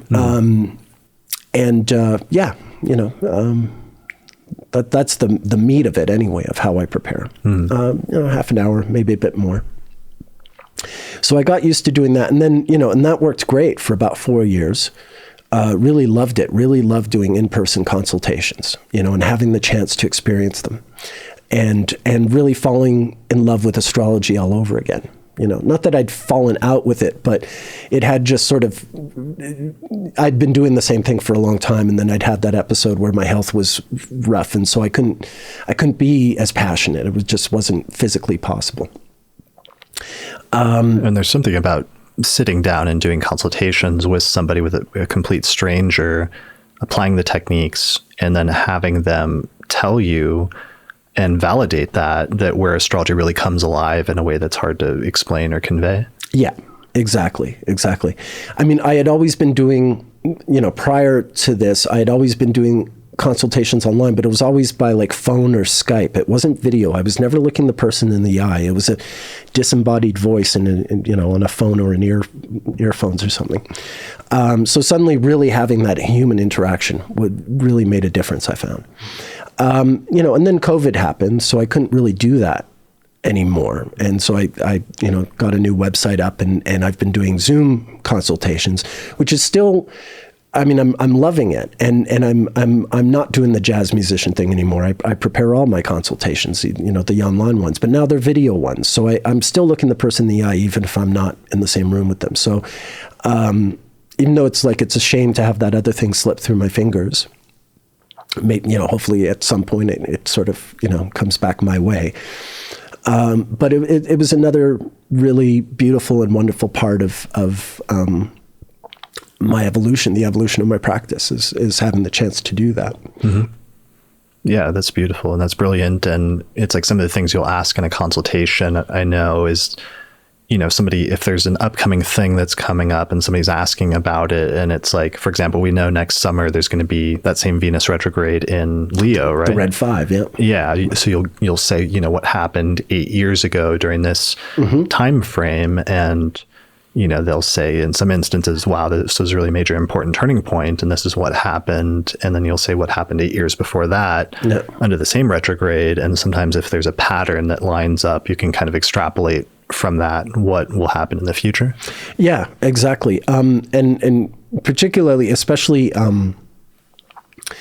when I'm reading for astrology students, I mean, in Cape Town, that wasn't so much the case. I really was getting people sort of off the street, so to speak, ordinary folks who were coming to me for consultations. Online, I tend to get a lot more astrology students. For instance, the viewers of your podcast are this one source. And that synodic cycle thing is really useful too, just because you're giving it to people who are learning their astrology, and you're giving something that they can always use, long after. They'll still be able to use it if they're still alive 40 years from now. They can still be looking at their synodic cycles, and the older you get, the more you can really appreciate how the pattern holds and how it evokes certain themes that just keep coming up in a lifetime. Right. Yeah, that makes sense. All right. Well, where you're still doing consultation. Your books are open? Yeah. I'm available for bookings. nickdagainbestastrologer.com/consultations. It's very easy to book me online, and I'm loving doing it. It's going really well. And anyone who's interested can come see me. Cool. Well, yeah, people should check out your website, nickdagainbestastrologer.com. And you're also active. You have like Twitter and Facebook and everything, right? I'm on Facebook. I'm on Twitter. Yeah. Okay. Facebook, I don't do that much astrology stuff. That's more just sort of, pictures of my daughter and stuff like that. But yeah, sometimes I do things there as well. Twitter, I'm not like the world's most prolific tweeter, right? But I'm working on it. Do you remember what your handle is there? If you look for Nick Dagan Best, you'll find me on Twitter or Facebook. It's easy with the 3 names. Cool. That's why I use the 3 names, actually.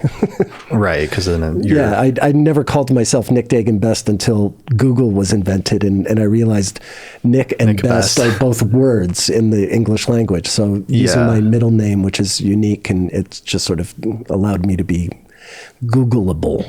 Yeah, you don't run into issues like I do, where there's like a MMA fighter, Chris Brennan, whose name is like Chris the West Side Strangler Brennan. Yeah, I thought that was you. Right. Previously, I've got a really good friend named Jay Cutler. He's an actor. He's an old friend of mine.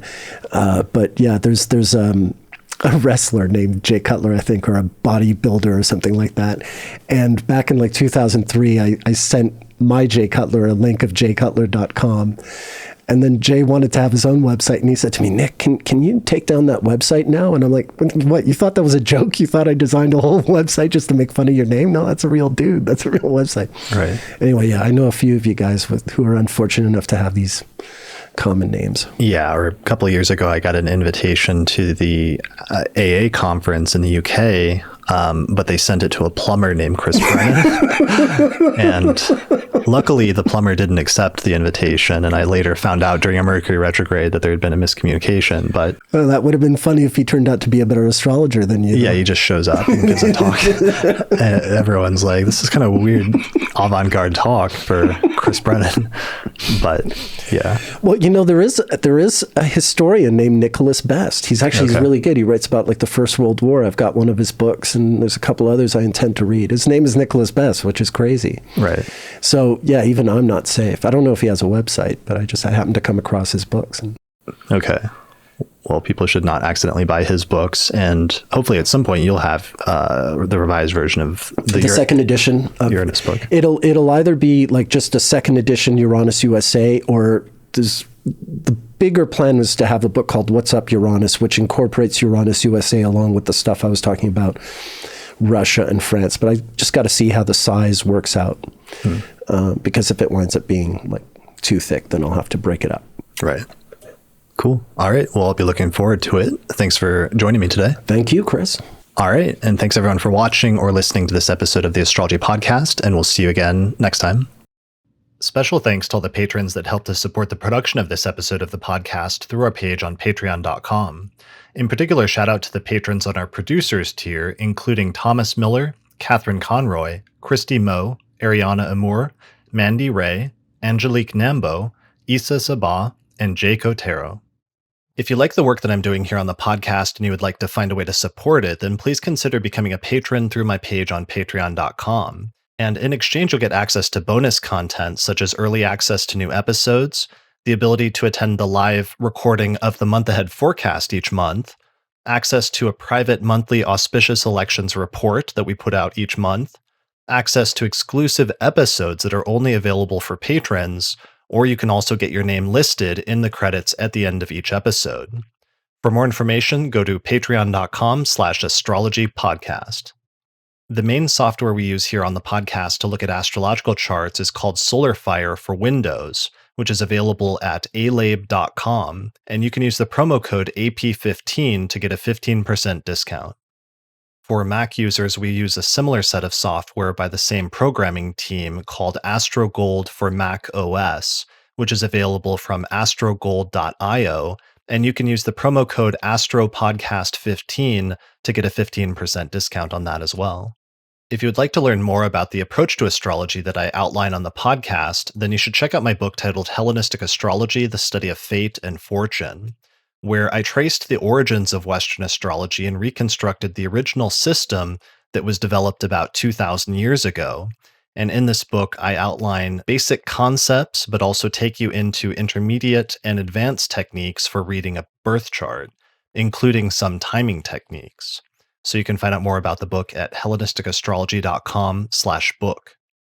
The book pairs very well with my online course on ancient astrology called the Hellenistic Astrology Course, which has over 100 hours of video lectures where I go into detail about teaching you how to read a birth chart and showing hundreds of example charts in order to really demonstrate how the techniques work in practice. So find out more information about that at theastrologyschool.com. And finally, special thanks to our sponsors, including the Mountain Astrologer magazine, which is available at mountainastrologer.com, the Honeycomb Collective Personal Astrological Almanacs, available at honeycomb.co, and the Astro Gold Astrology app, which is available for iPhone and Android. You can find out more information about that at astrogold.io. There's also a major astrology conference happening this year that's being hosted by the International Society for Astrological Research, and that's happening August 25th through the 29th, 2022 in Westminster, Colorado. You can find out more information at isar2022.org.